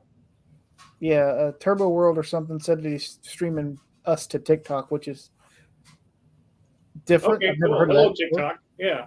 I don't have TikTok. I need to go. I'm Me gonna go either. over it real quick. Someone told me to do it, but I've asked. So I know somebody that's getting paid on TikTok, Yeah. and it's pennies. It's not worth. Yeah. my time. It's like in half a penny would be Rumble. So. And then I do know a racer that pays, I think it was an Indian woman or something, $5 an hour to run his TikTok. Oh yeah, so yeah, $5 an hour offshore is a big money. Yeah. Yeah, and so he's probably getting paid way more than the girl I'm talking about. She just had a few videos that blew up, but this guy, if you ever watched No Prep racing and stuff, his name's the Kraken. or whatnot. Yeah. Purple Camaro. But Yeah. anyway, yeah. Mhm. So I've actually been thinking about that. I want to do like a shorts only channel. So like Tall Rod shorts, and then just have somebody constantly going through my content and pulling out things that would make good shorts. That's exactly what that woman is doing. So that's very obtainable. That's what I want. Yeah, so that's a good idea. How much is he paying her? He said $5 an hour. Whatever that he may be lying, he may be telling the truth. You never know. Yeah. I don't know him that well. That's the reason I say that. I just met him at PRI, so Thinking about doing that. I think that because that's what a lot of the bigger streamer channels do. They'll have their YouTube, and then they'll have a separate shorts channel. well and podcast too. like a podcast. 'Cause that's essentially what we're doing, right? We're doing a podcast. Yeah. But yeah, and so they take the interesting clips. So if we get on a rant for 10 minutes about a particular subject, you take that clip out, you put that on a separate channel as, Like earlier. yeah. Yeah. like earlier. So Well, I kind of want to do that too. I've done that, but just on the main channel. Like when I did a couple of them. I can't remember who it was, but they were telling me about a UFO story, which was really good. And then one time I had NZ, somebody from New Zealand, talking about their job at their form of DOT and stuff like that. I cut those remember out that into live. separate videos. Yeah, later. I remember that live. Yeah, I was there. yeah. I cut out that because it's like 45 minutes Right. of him talking and stuff like that. So that made a real good. That actually made a real good, second video. Just cutting that section out. How do you not get a copyright strike on TikTok though? Because like your TikTok doesn't care where the content Yeah, comes from. TikTok don't care. That's probably true. Yeah, the Alright. Chinese just want your data. They don't care about who's copyright this or copyright that. And we're not singing any Rolling Stone songs, so we're okay. Maybe YouTube should take advice. Yeah, they need to calm the F down. They sent me a copyright strike for I took a clip of a F4 Phantom, like a 45-second clip off a guy's channel that's got a whole like 60 views in 2.5 years, and they gave me a copyright strike for it. The one that bugs me the most is the music. So I Yeah, can use it on shorts and get paid for it, but I can't use it on my long videos. I got dinged out of shorts because I was at a car show. They were playing some song from the 50s, and I'm filming a car, and they said, "No, you can't have that." But you can use probably the same song from YouTube on there and get paid Oh for yeah, it. yeah. If I downloaded it from YouTube, good golly, Miss Molly or whatever the fuck it was, Like that makes no sense. it's just it's just the way it is. You just live in their world, Right. fuck you gonna do, and just move on and live in their world and just deal with it. I just want you guys to know we are on TikTok. I'm watching our live. Are you watching it live on Turbo World's TikTok? On Turbo We World's got TikTok. 2.5. Nice. I hope is he getting views? He's got 3,000 likes. Oh, he's got a whole hey, shitload of views then. Yeah. Man, I wish they'd come like this thing. That'd be done. No Yeah, kidding. yeah. Tell him to It's come over nice to here. get 3,000 views on YouTube. Yeah. Yeah. Check out my channel. Yeah, exactly. Does this mean I we don't know, get man. reparations? I'm not about TikTok, man. Like that's some like Zoomer Gen Z fucking. I don't get it. I'm too old. I don't get it. Mm-hmm. To me, it's a like watered down shorts, basically, and usually it's nothing but half naked women and crappy songs with crappy dances. Well, That's that's if too bad your girlfriend's in the other room. But yeah, if you wanted 1,000 hours by Christmas, you just get yourself 6 girls from the volleyball team to prance around and right. your underwear for a 3-minute video, and you'd have your 1,000 hours. Oh, for sure. I'd probably have 4,000. Yeah, exactly. Yeah, I don't want to win that way. Yeah, just saying. Is that like it's financial advice, but it's not for me? Yeah, exactly. Don't take my advice, but here's some. Yeah, Yeah. right. Uh, All right. Dylan, how you doing on subs these days, bud? Subs? Shit. Yeah. Where you at? 1.2 thousand. I mean, you're over $1,000. That's good. What you got any evergreen content? Like, if you go into your analytics, like the past 7 days, what videos have gotten the most views? Like, is anything like really putting in work every week? Like any how-to videos or anything like that? Because like, What do I do? Look up top content? yeah, if you just go to like your analytics and then click on your watch hours, like the tab that says watch hours, and then you just scroll down and it'll say your top content in this period. So should I use 7 days, 28 days, 90 days? Do 7 days, because like what Just for 7 days for shits, yeah. yeah, what your average, because like for example, for the last for the last couple months, I've finally started averaging 100 watch hours a week, and it's because I got like a lot of older stuff that's constantly putting in work.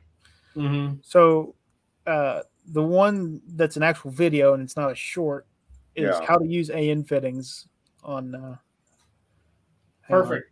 Yeah, That's a the good how-to one. videos are your evergreen videos, and you'll look at them, they'll do nothing, and then all of a sudden you look at it a year later and it's got 4,000 views, and you're like, what the hell? It gets picked up, and then 98.1% of the people that watch the video are not subscribed. right, That's yeah, rough, you don't get There's subscribing is free, but no one does it. It's fantastically amazing. Right. It is odd how that works. Yes. And even if they do subscribe, they still won't see your next video. Cool. Chances are. So that's Which really, I want to change subjects. How did your turbo manifold video go, Ken? Because that looks like it should have got a lot of views. Dude. Okay. The previous video I did on the Iron Duke, that Yeah. video fucking killed. Like it's like in my top 5 Okay. most viewed Yeah. videos, right? So I'm like, all right, this video is gonna kill, right? The thumbnail's a little bit better. The content's more interesting. It was a good video. Yeah, and I thought it was good. Like I got the Sencut thing in there, told everybody wait to the end for it. Like, you know, I thought it was a good video, and it is Mhm. doing fuck all. Because I thought that was just a good video.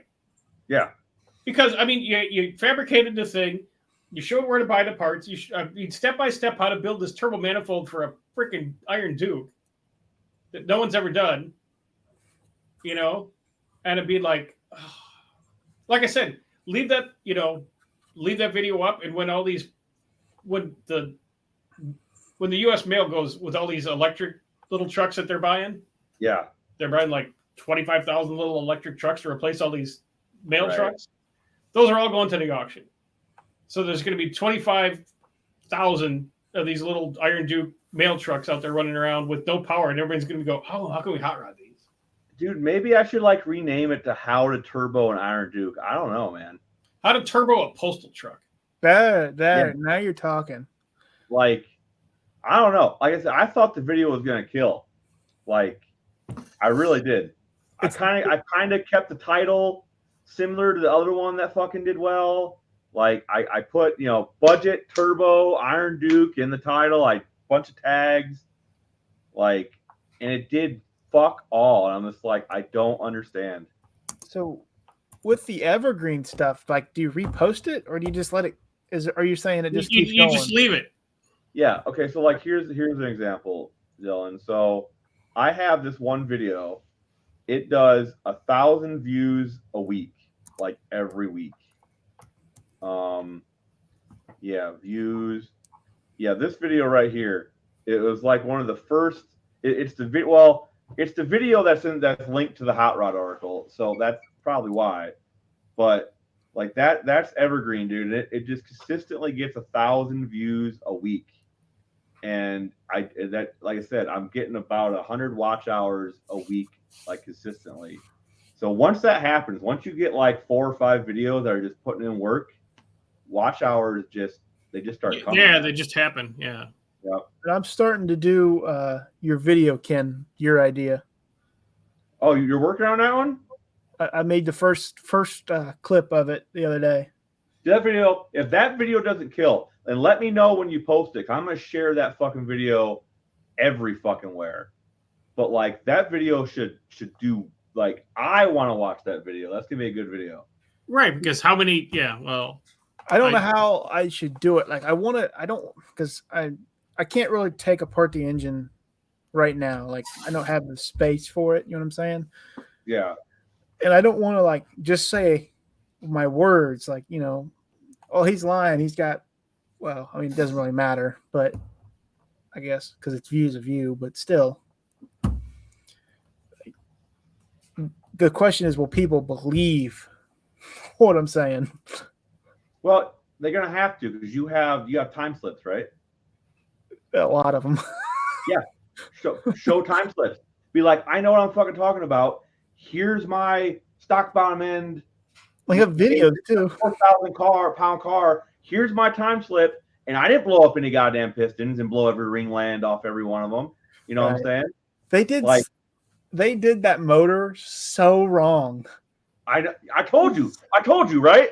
It's so hysterical. Okay, so it was my problem in the beginning because I skipped through until they were racing it. And I'm like, Yeah. what the fuck's Ken talking about? It looks fine. It's going, 9s and 10s, like probably where it should be.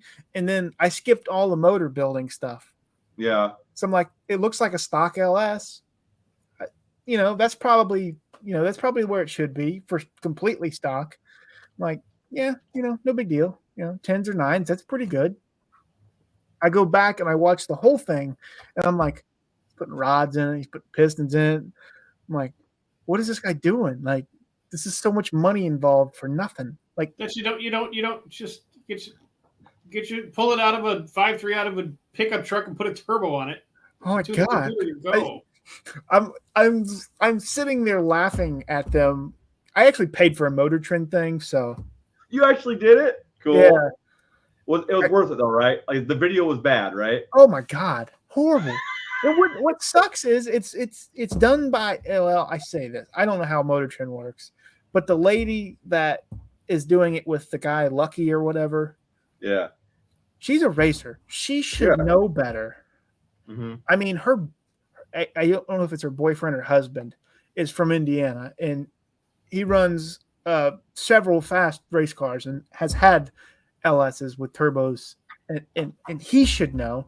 And then Right. he could relay that in, but I don't think it's them doing any of that part. So I don't want to say that. I don't want to blame anybody, but I want to point out that they're just trying to sell stuff to you. Turbo your Duke for $29.95. Okay, this is what I'm thinking about doing. I'm thinking about unlisting the video because I want to keep what it did get, and then re-uploading it with a different thumbnail and a different title because that video should do better. It should do better. Yeah, don't unlist it. Just redo it. You leave it there, and then put it up again with a different title and thumbnail. You can keep them both up. Well, I mean, I did that a couple weeks ago or like last week on that And the Cleveland cylinder video. head thing. Yeah, I made I made one version of it. I'm like, this sucks. I made another version of it. I'm like, this is better. And the version I thought was better got less views than the version I thought Than the was one that sucked. sucked. Yes, Yeah, right. so I'm like, okay, well, I Go to just don't know what YouTube. the fuck I'm doing. Yeah. I guess Right. Dust Devil knows who I'm talking about. Well, it's part of it. Yeah. Yeah, it almost angered me. I was at work when I was watching it, so like I couldn't be emotional. But I'm sure if someone walked into my office, they would look at me and go, "What the hell is wrong with you?" Because I'm just sitting there like laughing. Like I said, I seen that video and I was like, I could make this because I was going to make the video, but you're talking about wanting more content for winter, and I'm Right. like, fuck it, I'm going to give it to Levi. He knows more about the like you do. Like, I hate to say that because I pride myself in being an LS guy, but you know more than I do, and you know more about racing. So I was like, you know what, Levi's the guy. He's the guy that should make this video. And what bugs me is that they only ran like 980s. Like the car. Yeah, part yeah, was- with $5,000 in the motor. Yeah. right, When you get $500 in the motor and and do the same thing. do the same thing. Yeah. A long, like it's not like. Yeah, you could build 20 of their 20 junkyard motors for what they got in one. Right. But the other thing is, it's not like if you cheaped out on it, it's not going to last the same time Right. at that power level. Now, like where I'm going, if you probably don't build it, you're probably looking at a year, maybe. Like at 1,500 horsepower, It's The tears some blocks. shit up. Yeah. they're not really like meant to do that. Yeah, that's pushing it. Like 1,000 is kind of like the limit. Right. But that's for any engine. I mean, they're or I should say any OEM engine. Yeah, for sure. You're not pulling Crown Vic motors out and going 8s with them. You know what I mean? Like Right. without doing some work. But Yeah. to run like 10s, low 10s, and even high 9s, you don't have to do any work to them. Dude, you use that anger though. When you're working on the video, think about how angry you were. Channel it. Use it. Explore your feelings. Channel the dark side. Yes. Yes, that's right. yes. I'd end up having to go to anger management. I'm telling you, man, like be angry in that video. Like be angry. Like angry video game nerd that shit up. Fucking Put some Just- emotion into it. yeah, there are no angry car guy channels. Be an angry car guy channel. Like I don't Mhm. like being angry. put it in there, dude. Mhm. We'll see. We'll see how it works out. Like I said, I started on it. I can really only do so much of it because like it's freezing out. Yeah. Like it was like 28 when I made that clip, and I'm like sitting there shivering. I'm like, this is gonna be horrible, Yeah, I need a tripod because I'm shaking so hard I can't hold the camera. Yeah. right? And yet, that's why it's like I'm gonna stop. I already got a minute or two of it. Like I said, that's gonna be a good video. That one should do well. Like that, the title needs to be on point. The thumbnail needs to be on point. I think that video is gonna do real well. How should I Like- title it? I'm so sick of Motor Trend. That, yeah, Yes. like, and yeah, or Motor Trend doesn't know an LS from a hole in the ground. Like, I don't know, man. Like, there's a lot of ways but yeah, you need to definitely get a Yeah, big. why Motor Trend sucks? Why Motor Trend TV sucks? Yeah, like maybe like look at some of Tony's stuff. Like when he's trying to get like when he says no, you're wrong. On the thumbnail. Right. Like you kind of get people really grab them. I know. I'm already like preparing myself for the backlash it's going to give me. That's what you Fuck want. the backlash. You want backlash because that means they're watching the video. Yeah, that's right. You get people involved and they're chatting, and the more they chat, the more YouTube picks it up. Yeah. I definitely want to do the video. Like I said, I started it. Yeah, you want to hurt some people's feelings. Yes, you want to Yeah, hurt all the kinda. feelings. Well, because it even if you'd ever showed me, if someone told me that, it would bug me that's how somebody's running a business. Like, it's different. They make their money selling parts. Right. Yeah. Yeah. Hey man, if stock pistons can do 1,000 horsepower, why are you buying forged pistons? You know what I'm saying? Why are you bothering opening up the motor? Yeah. Right. Well, I mean, change the oil pump O-ring and move on. Move on. Well, that was a mistake on my part, actually. Yeah. Well, it was kind of my ignorance on that. It had a new O-ring in it. It just was sliced. Yeah. That's what I said in the beginning stages. I said it's had 10 minutes of no oil pressure, run time, meaning the engine was turning over at whatever RPM idle was. 10 minutes. I said it lasted 4 years on 10 pounds plus of boost. Right. And all I did when we first got it together, or when we first got the engine out of the Suburban, was check a rod cap just to see what it would look like. right. And the first one we pulled looked perfect, and I said, "That's all we need." Dude, like when I refreshed the engine in the Ranger, I blew it all apart because it'd been sitting so long. But like I looked at all the bearings, I put them all in order. I put them all through the dishwasher. Like the rods and the crank went to the dishwasher. Just 'cause I was like, fuck it. And I put everything back together except one rod bearing looked kind of funky, so I changed it, slammed it back together. Like it's beautiful. Like the rod bearings look new. Like I'm not changing them if they look new. Nobody should change them ever unless they're. I fucked up. didn't even crack them. I just do pan gasket, new oil pump O-ring. I put that extra little hold down bracket for the oil pump thing. Yeah. Which I drilled right there, and I just probably shavings all over the motor when I did it, and just slapped it back together with a cam and springs and some new head gaskets. I'm not saying that you don't have to spend money on the motor to make power. Like, you do have to do valve train upgrades because valve springs. Yeah. they're not really rated to go to how high you have to rev them to make good power. Yeah. Mhm. Like mine sees 7,500 every day. Mine too. Right. Yeah. And if you didn't do springs, it would probably be broken already. Right. You know what I Oh mean? yeah. And a set of fucking pack springs is Right. like no money.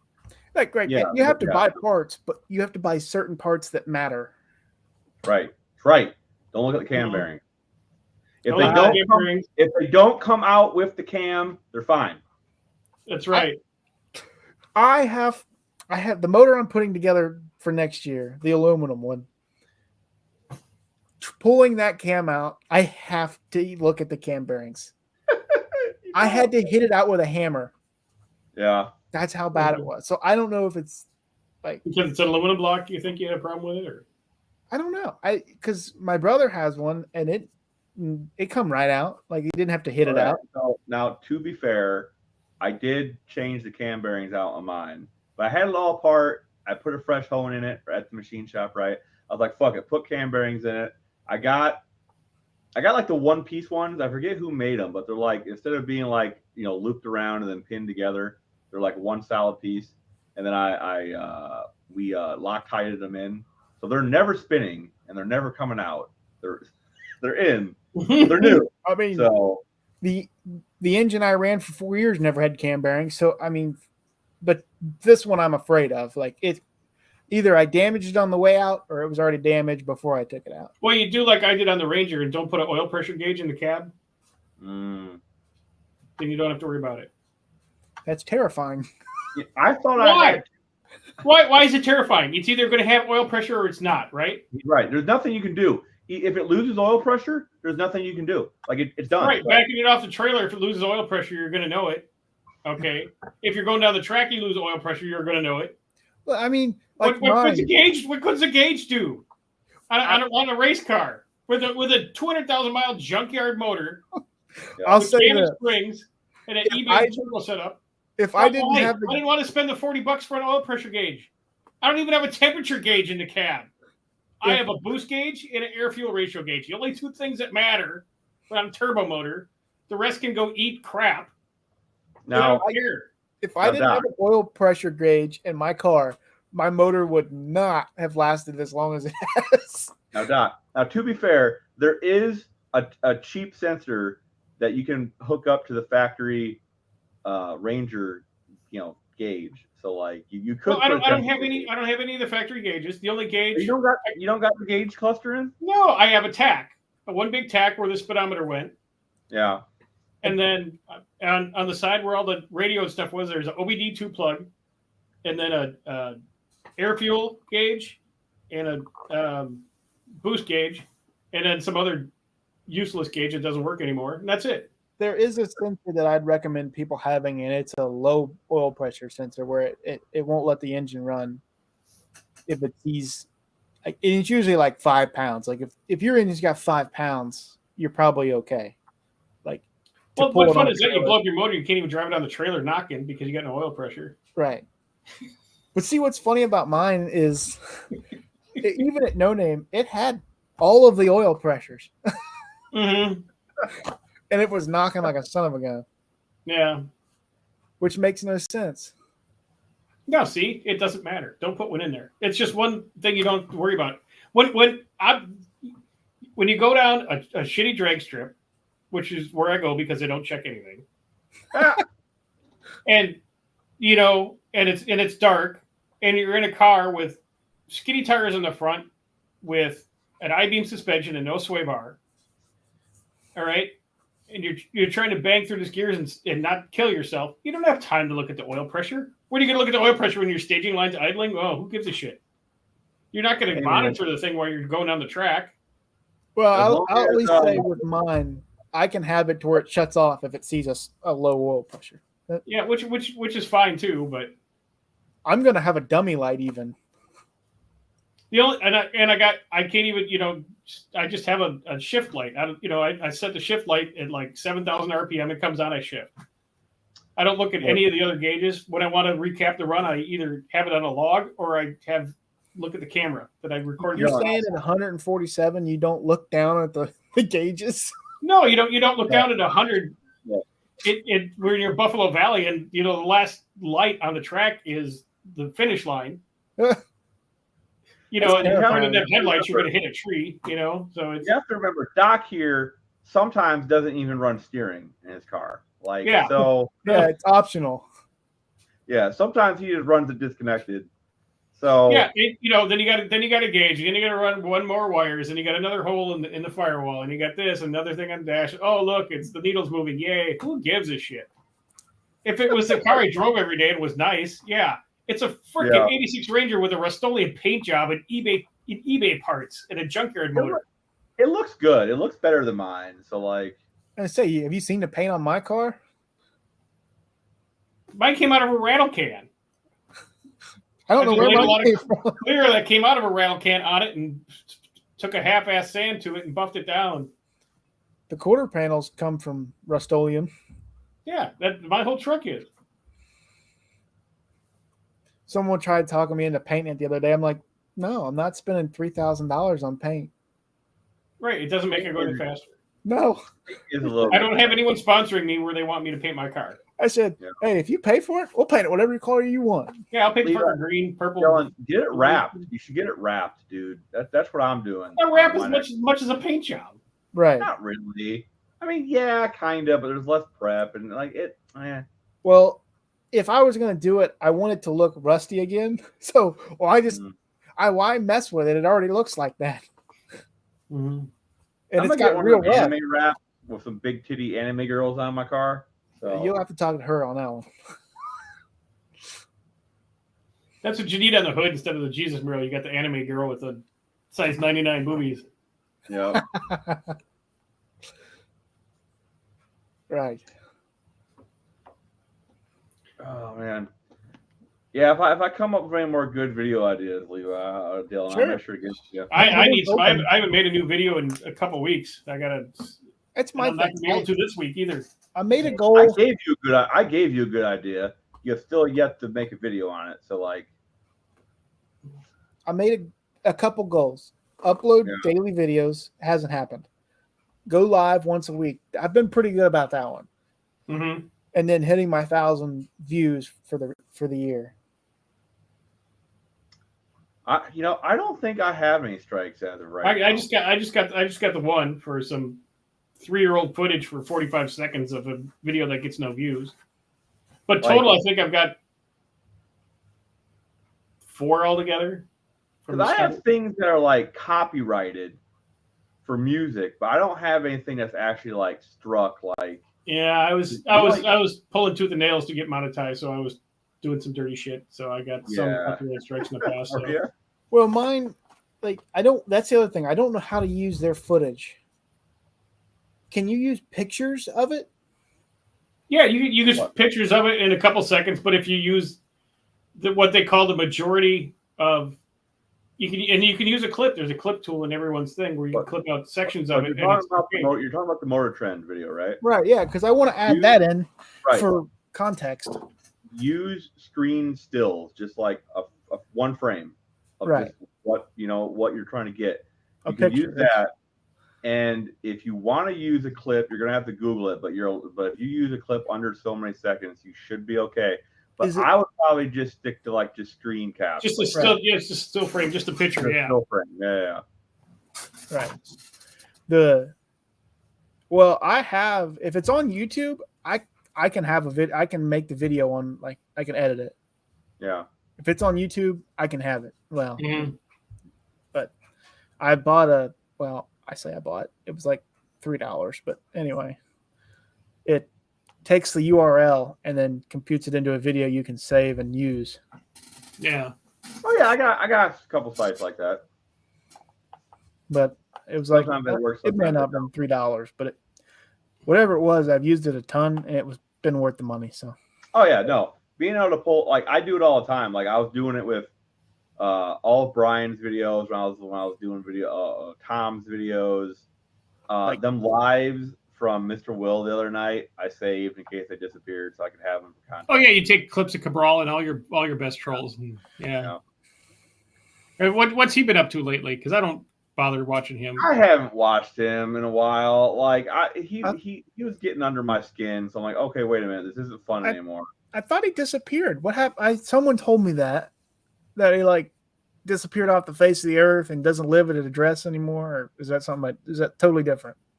No, he did. So like 6 months ago, no, maybe last year, I don't know. But like he tried saying this car wreck story was his car. And New Guy's Garage just toasted him. Roasted his ass, dude. Roasted his ass. Then he said he lives by the beach, and then Lars fucking ripped his head off. Yeah. So he deleted his channel after the car crash thing. Yeah. And then he waited like 6 months and he started his channel back up. And then Lars, old LB94, or LP9, whatever it is, he released a takedown video of where he supposedly lives. Great video, I might add. Everybody should watch. Oh, it was done really well. I was surprised. Yeah. Oh yeah, it was way better than I could have did. I gave major props to it. And and so like we're waiting for him to disappear again. He got caught in our lie. Oh, This the LS306 guy. That is me. I am him. Ask any questions if you want, but yes, that is me. And these MFRO2. All right. Yeah. I want to say the real version of that, but I can't. Yeah. Go to Rumble, use whatever you want. Each platform has different interpretations of fair use law. Yeah. I mean, I hear pretty much everywhere. Rumble and TikTok don't seem to give a fuck. No, but Yeah, you don't it's- make any money on either one of them, so Yeah, that's that's why. true. Yeah. I just don't want to get in a lot of trouble, like getting my channel taken down from using stuff like that. It's Or, pretty hard to do that. Like you have to like try to do that, really. Yeah. They'll give you breaks, you know. well, it's not like I'm bashing them, really. No. I mean, a I'm little pointing bit, out a fact. but you're doing that because it's funny. Like you're not doing it because you don't like them. You're doing it because Right. it's funny. Mm. But yeah, no, like that video needs to be made because fuck them. That's why. But yeah, it bugged me that someone that drives a 6-second pro mod doesn't quite comprehend that. So like, finish telling us what happened. So what did they fuck up? I haven't watched the video. Well, what did they do? Well, first off, they put rods and pistons in an engine that probably only made 600 or 700 horse. So they did put rods and pistons in it, but I thought the whole point of the video was they said they found the limit of the stock pistons. In the video, I didn't see that. Okay. At least, Maybe it was the video, another video where they blew it up and then they put rods and pistons in it. I don't know. the one I watched, which was a white Camaro that ran 10s and 9s, it's kind of a mixed episode. I don't like how they do episodes either. Yeah. They got 2 projects going on in one episode. Like, why? Dude, that's an old car show thing. They always have the A project and the B project. Yeah. That's just old school car show shit that they haven't fucking evolved from yet. Because, like, I don't mind when, like, they do, like, a tech tip or something. Like, what is the one? I'm getting off subject. Anyway. But, yeah, they put this motor together. They put rods and pistons in it. They did all the I think they did the valve train stuff. They put a cam in it. They probably put the wrong cam in it, to be honest with you. Probably. I don't know what converter they used. I don't know what transmission they used. I don't know what wastegates they used. I don't know what blow-off valve. I don't know what size turbo piping. I don't even know if they ever showed the turbo. But the thing is, it doesn't matter. Right. The fact of it is that they probably didn't even need any of it for how fast they were going with that weight of a car. That car, Right, because you can make 700 horsepower and run a 10. And Right. you don't need to change shit inside that motor. Except you No. can't. They Yeah. probably because that car had a fiberglass nose and hood and Right, it weighed nothing.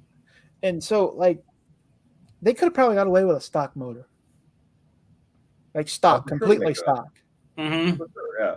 In my brother's car, now I think it was, I want to say 3,500 pounds. Don't hold me to that. I think it's 3,500. Mm-hmm. It may be 32, but anyway, stock 5.3 Gen 3 went 9.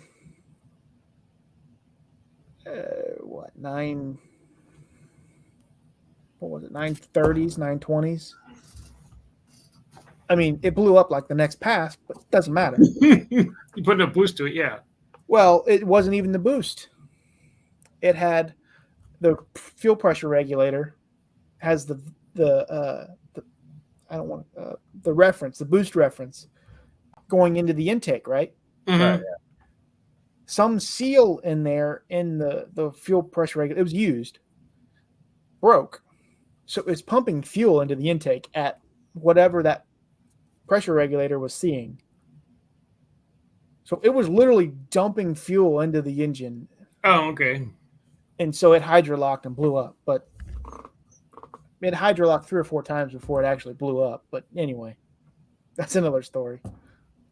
So technically you could probably do 9s easily with a stock engine and just not push it hard. Hey man, Right. just 8 for 8s, Right. Yeah. 0.3. It's, or that's, 4.8. the point is not how fast you can go. It's what you have to do to go fast. Right. Like I said, depends on how. If you want the car to last 4 years, like mine, you probably don't want to put a stock motor in it and try and push 800 horsepower constantly. Yeah. Right. But like I said, valve train upgrades and you're good. Well, all right, gentlemen, I'm going to leave you to it Yeah. Later, Doc. because I I just want to go to bed. So I got to get up at 6. So I'll see you guys later. see ya. Bye. Bye. Let me get out of here. Boo. Don't forget Wednesday.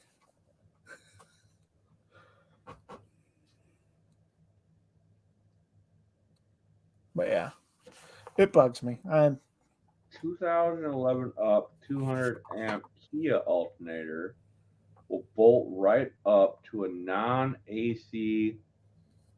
Is that the Serpentine or is that the V belt? I'm assuming it's the Serpentine setup. Well, if it's 2011, I would say it's probably. Yeah, but like, why would it be non AC? Because the alternator is on the opposite side of the AC. Yeah, so you would think that it wouldn't care. Well, here's the thing. Any alternator can be put on any engine with the right fabricator. Well, yeah, that's true. That's true. Like, I'm gonna try to fabricate an LS one on the 300 bracket. So the bracket is different. What? Okay. No, I'm not like, even though I cut stuff up, I'm not the most knowledgeable about it. But on mine, it has the alternator bracket on the passenger side, alternator up here at the top, and then under it is the smog pump, which no one gives a fuck about, right? On the other side, you have the power steering pump at the top, and you have the AC pump down at the bottom, right? So I'm confused on what bracket is different here. Maybe that's just the year brackets I have. You are 100% correct, sir. I do not like the easy jobs. Right. But yeah, why like, make it easy? yeah, why do stuff everybody's done? I don't like being different for the sake of being different, okay? Because that costs money. I do, however, like doing things that are different because they're fun. So, See, I'm the other one. I like to be different. I don't like to spend money that much, but I like to spend it on stuff that I like. right. If I didn't spend my money, I wouldn't go to work. Fair. I'd be jobless. Oh, dude, I'm telling you, like, I got a new offer to go do a new job, and there's pros and cons. The pros, way more money. The cons, work a lot harder. And I don't want to work hard anymore. I'm tired of working hard. But on the bright side, more money. So, Now, how much harder? like, Like, are you going from like a desk job to manual labor, or I'm going from I drive a car all day to I run a CNC fucking mill all day. see? I come from that realm, and Yeah.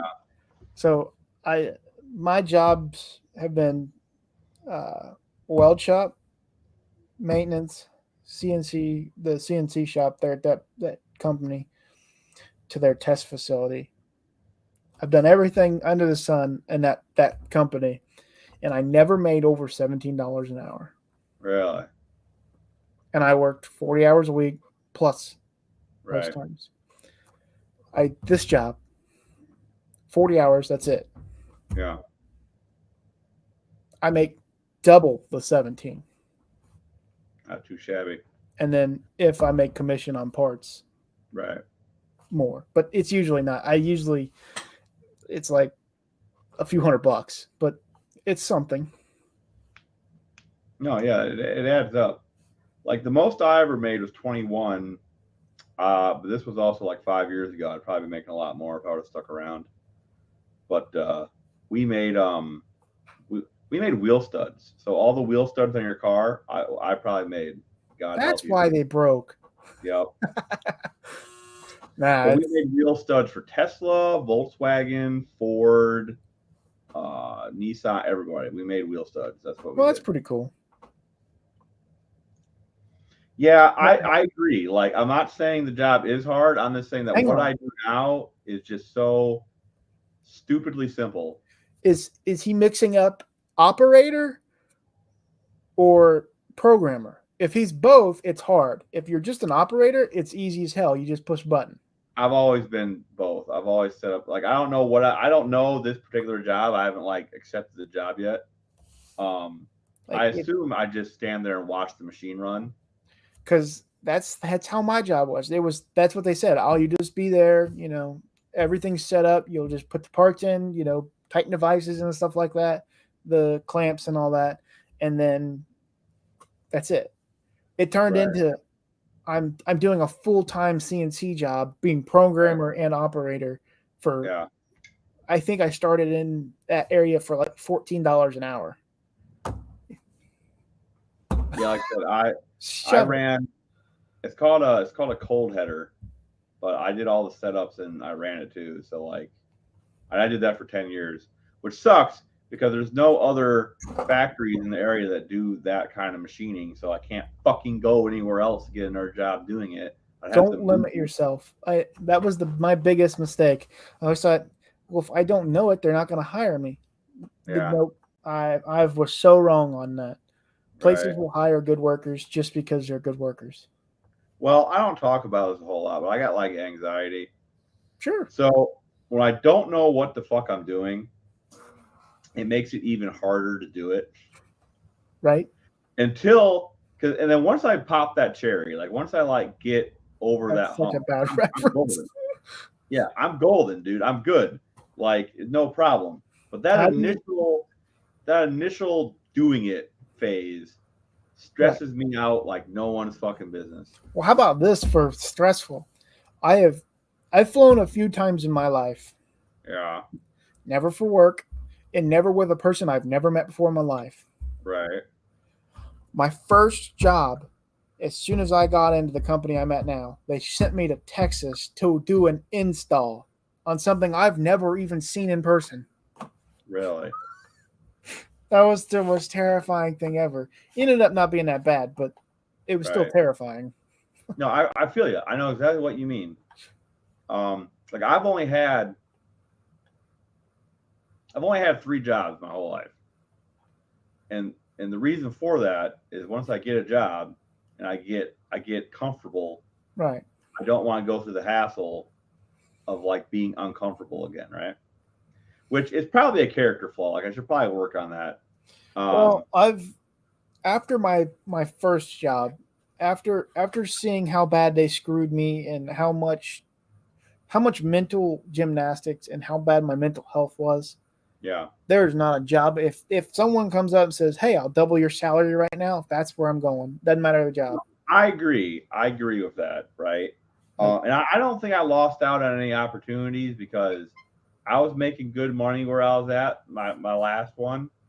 But my first job, my first real job, the last 2 jobs have been bullshit, and like I don't make really any money. I need to go find a new job like right now. I've been at this job for a year. I don't make any money. I need to go find a new job, and I will. Like I'm overcoming that whatever that I do because I'm comfortable here, but I'm not making enough money. That's when you'll start also want to attracting hire the a ladies. Fix it garage. Hi, my dude. That's when you'll start attracting the ladies, when you get the moolah. Yeah, fuck them ladies that want the moolah. I want a bitch that wants me when I'm poor. Good luck. Yeah, right. What is a flex trade? Any experience? What's a flex trade, Dylan? Flex trade? Is that like where you're a plumber and electrician all in one? What it sounds like to me is like a what are they called?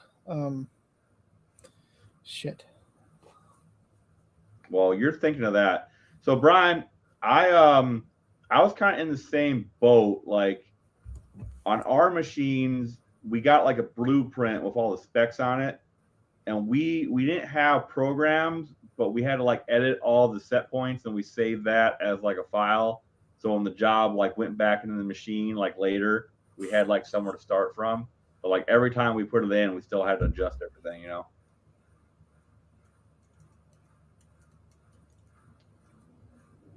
They are CNC maintenance and operator contracts. Oh, it's a job that you're looking at. They are hiring, thinking about going after it, $42 an hour. Let's fucking go. CNC maintenance. Now, here's my question. How much of maintenance? What kind of maintenance? Preventative maintenance or like you're tearing the machines apart to fix them? Preventative maintenance sucks. Yeah.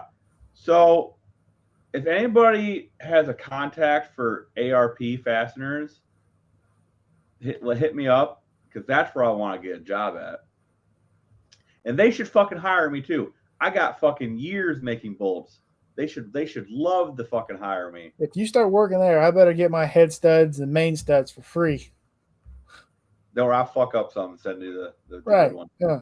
But no, like I would totally move to California to work for ARP, even though fuck California. I would still try it for at least a year. But at 42 an hour, I would see what kind of maintenance you'd be doing. If it's 100% travel. Well, my job's 100% travel, but I travel like 50% of the time. So depends on how honest they're being. But $42 an hour, I definitely make sure that you're not doing like complete overhauls. Because that to me, that's not worth $42 an hour. That's Dude, I don't know, man. Like at my old factory, the maintenance guys did not get paid that fucking good. So like 42 sounds pretty fucking good. well, I guess that's fair. But if it was me, like it depends on the region. It does. So like if you're out in California making $42, that's pretty good, but not great for California maybe. But like if you're like in, well, 42 an hour. Southern Michigan, that's fucking amazing.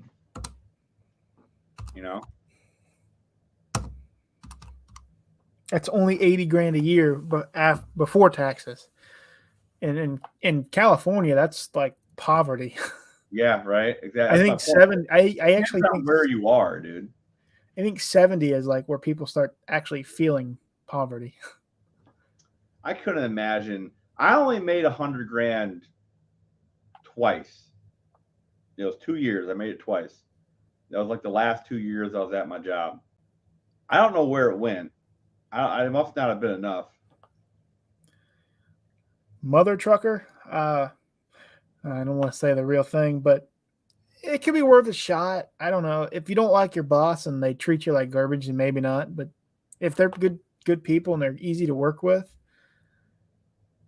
I would try it. But that's fair, right? Because like if my boss is cool, I would stay working there a lot longer than if my boss is a dickhead.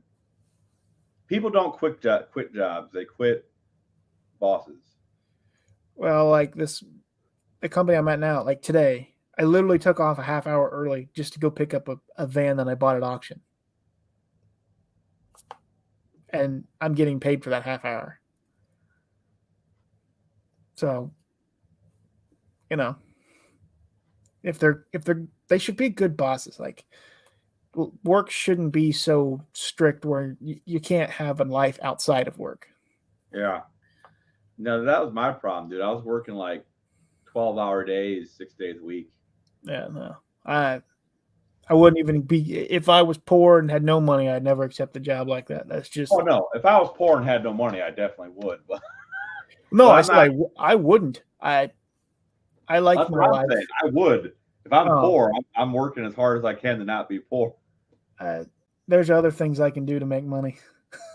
Well, like my eBay did really well this year. I made like 17 grand on just eBay. So like if especially like that, like you got one day a week that you get to enjoy anything. Doesn't matter if you wanted to sit down and rest your feet, you get one day. Oh, I know. That's why I got divorced. My wife didn't like it. She liked the money, but she didn't like that. Well, they all do. They all like money.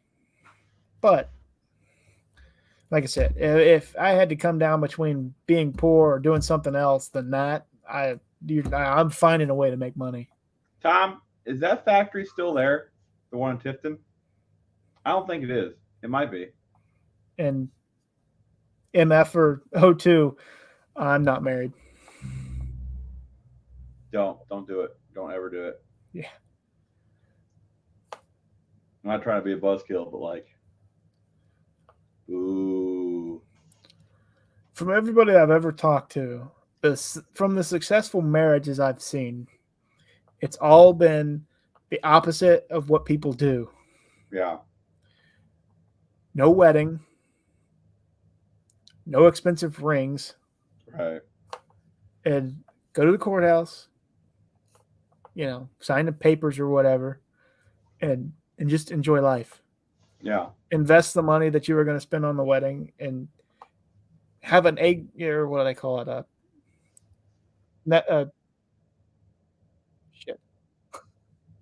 Uh, uh, Nest egg. There we go.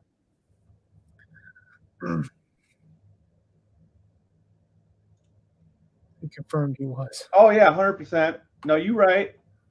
You're right. I think she had a secret bank account I didn't know about. So I'm pretty sure she left with a good chunk of change when we got divorced. Because like she did not want anything in divorce. Like she did not want anything. She's like, yeah, it's cool. I'm like, all right, it's cool. So I think she had a good chunk of change put away. Hookers. I don't know. Have you ever priced out a hooker, Brian? Brian, didn't you have a Mrs. Brian like recently? Or am I like thinking of somebody else?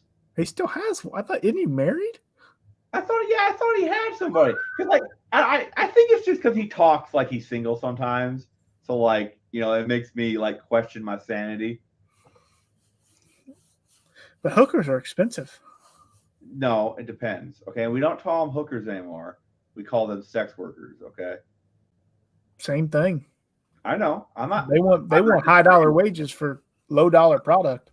I'm not disagreeing with you. It's the first place next to the airport. So it's still there. Well, how far? Let me see how far Tifton is. Hold on. All right. I'm going to hop off here so I can actually wake up in the morning and drive to work. All right, buddy. Well, I'll see you later. Maybe Wednesday if you want to come on. Maybe Wednesday. Yeah, I'm free Wednesday night, so I can totally make it. And I got a doctor's appointment, and I'm off all day, so that's nice. Gotcha. So I'll be there tonight or Wednesday night. All right. I was right. Not to cut you off, but I was right. He is single. Been with Don since I was 14. So he's he was a pedophile. No, don't say that. It was different back in the day. Oh, okay? No. Old Don was robbing the cradle. You're mean. Oh, trust me, I got the same thing. She was 16 and I was 18. So. Oh Jesus, yeah. But now, the first wife, I was 22, she was 18 when we got married. And the second one, I was 27 and she was 19 when we got together. So, right. I don't know how that worked out, but it did. So maybe that's why I'm single now. I dated too young. Who knows? Yeah, you just gotta find one, and then you gotta make sure that you don't say anything bad, so that you keep True. Right. All right. Well, you go to bed. I'm gonna wrap this up. All right. Have a good night. Later. So, Tom, that place in Tifton, I think I've heard about. I think one of the dudes I worked with actually went and worked there for a while because it's one of the few boat places in the area. And I want to say he said it was a shithole, but I could be wrong. I have been married, dude.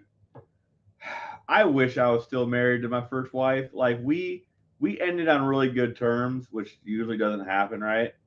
Like we just decided that we were young and this wasn't working, but we didn't hate each other.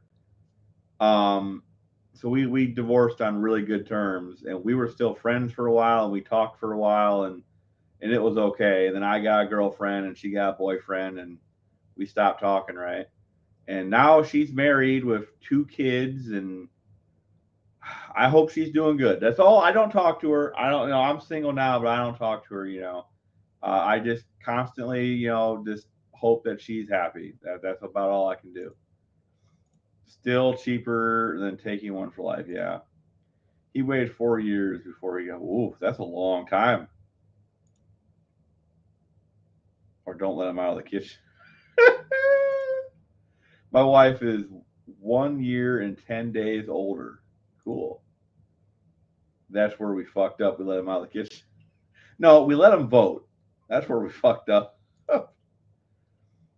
I just want a big titty goth girlfriend with daddy issues. Dude, I'm telling you, brother. I'm telling you, man. That's what I want to. That's what I want to. Don's a really good guy. Dude, I know. Don is a great guy. I like Don. Don's one of my favorite people. Like, I like Don too. But ladies and gentlemen, I am going to wrap this up. I want to say thank you to everybody that came out and chatted and talked and got on the live and talked and all that jazz.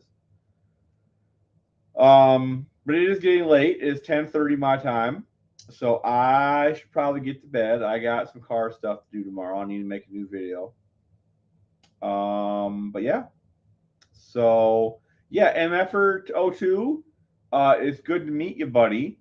And if you got any questions, make sure to ask. You know, make sure to ask. Make sure to come to live and ask. You join the Facebook group, which is in the link. Is the link to the Facebook group is like in all of my videos that aren't lives. So go join the Facebook group. I try to post behind the scenes stuff and updates and whatnot in there. And you can ask me what I'm up to, and you can also post what you're up to. I want to see the progress on your head, right? So definitely do that. But yeah, I think that's it, everybody. You guys are great. I appreciate every last one of you. I'm going to wrap this up now, and I'll talk to you next Monday. All right? So you guys all have a good week. Miss you already. Cheers, everybody.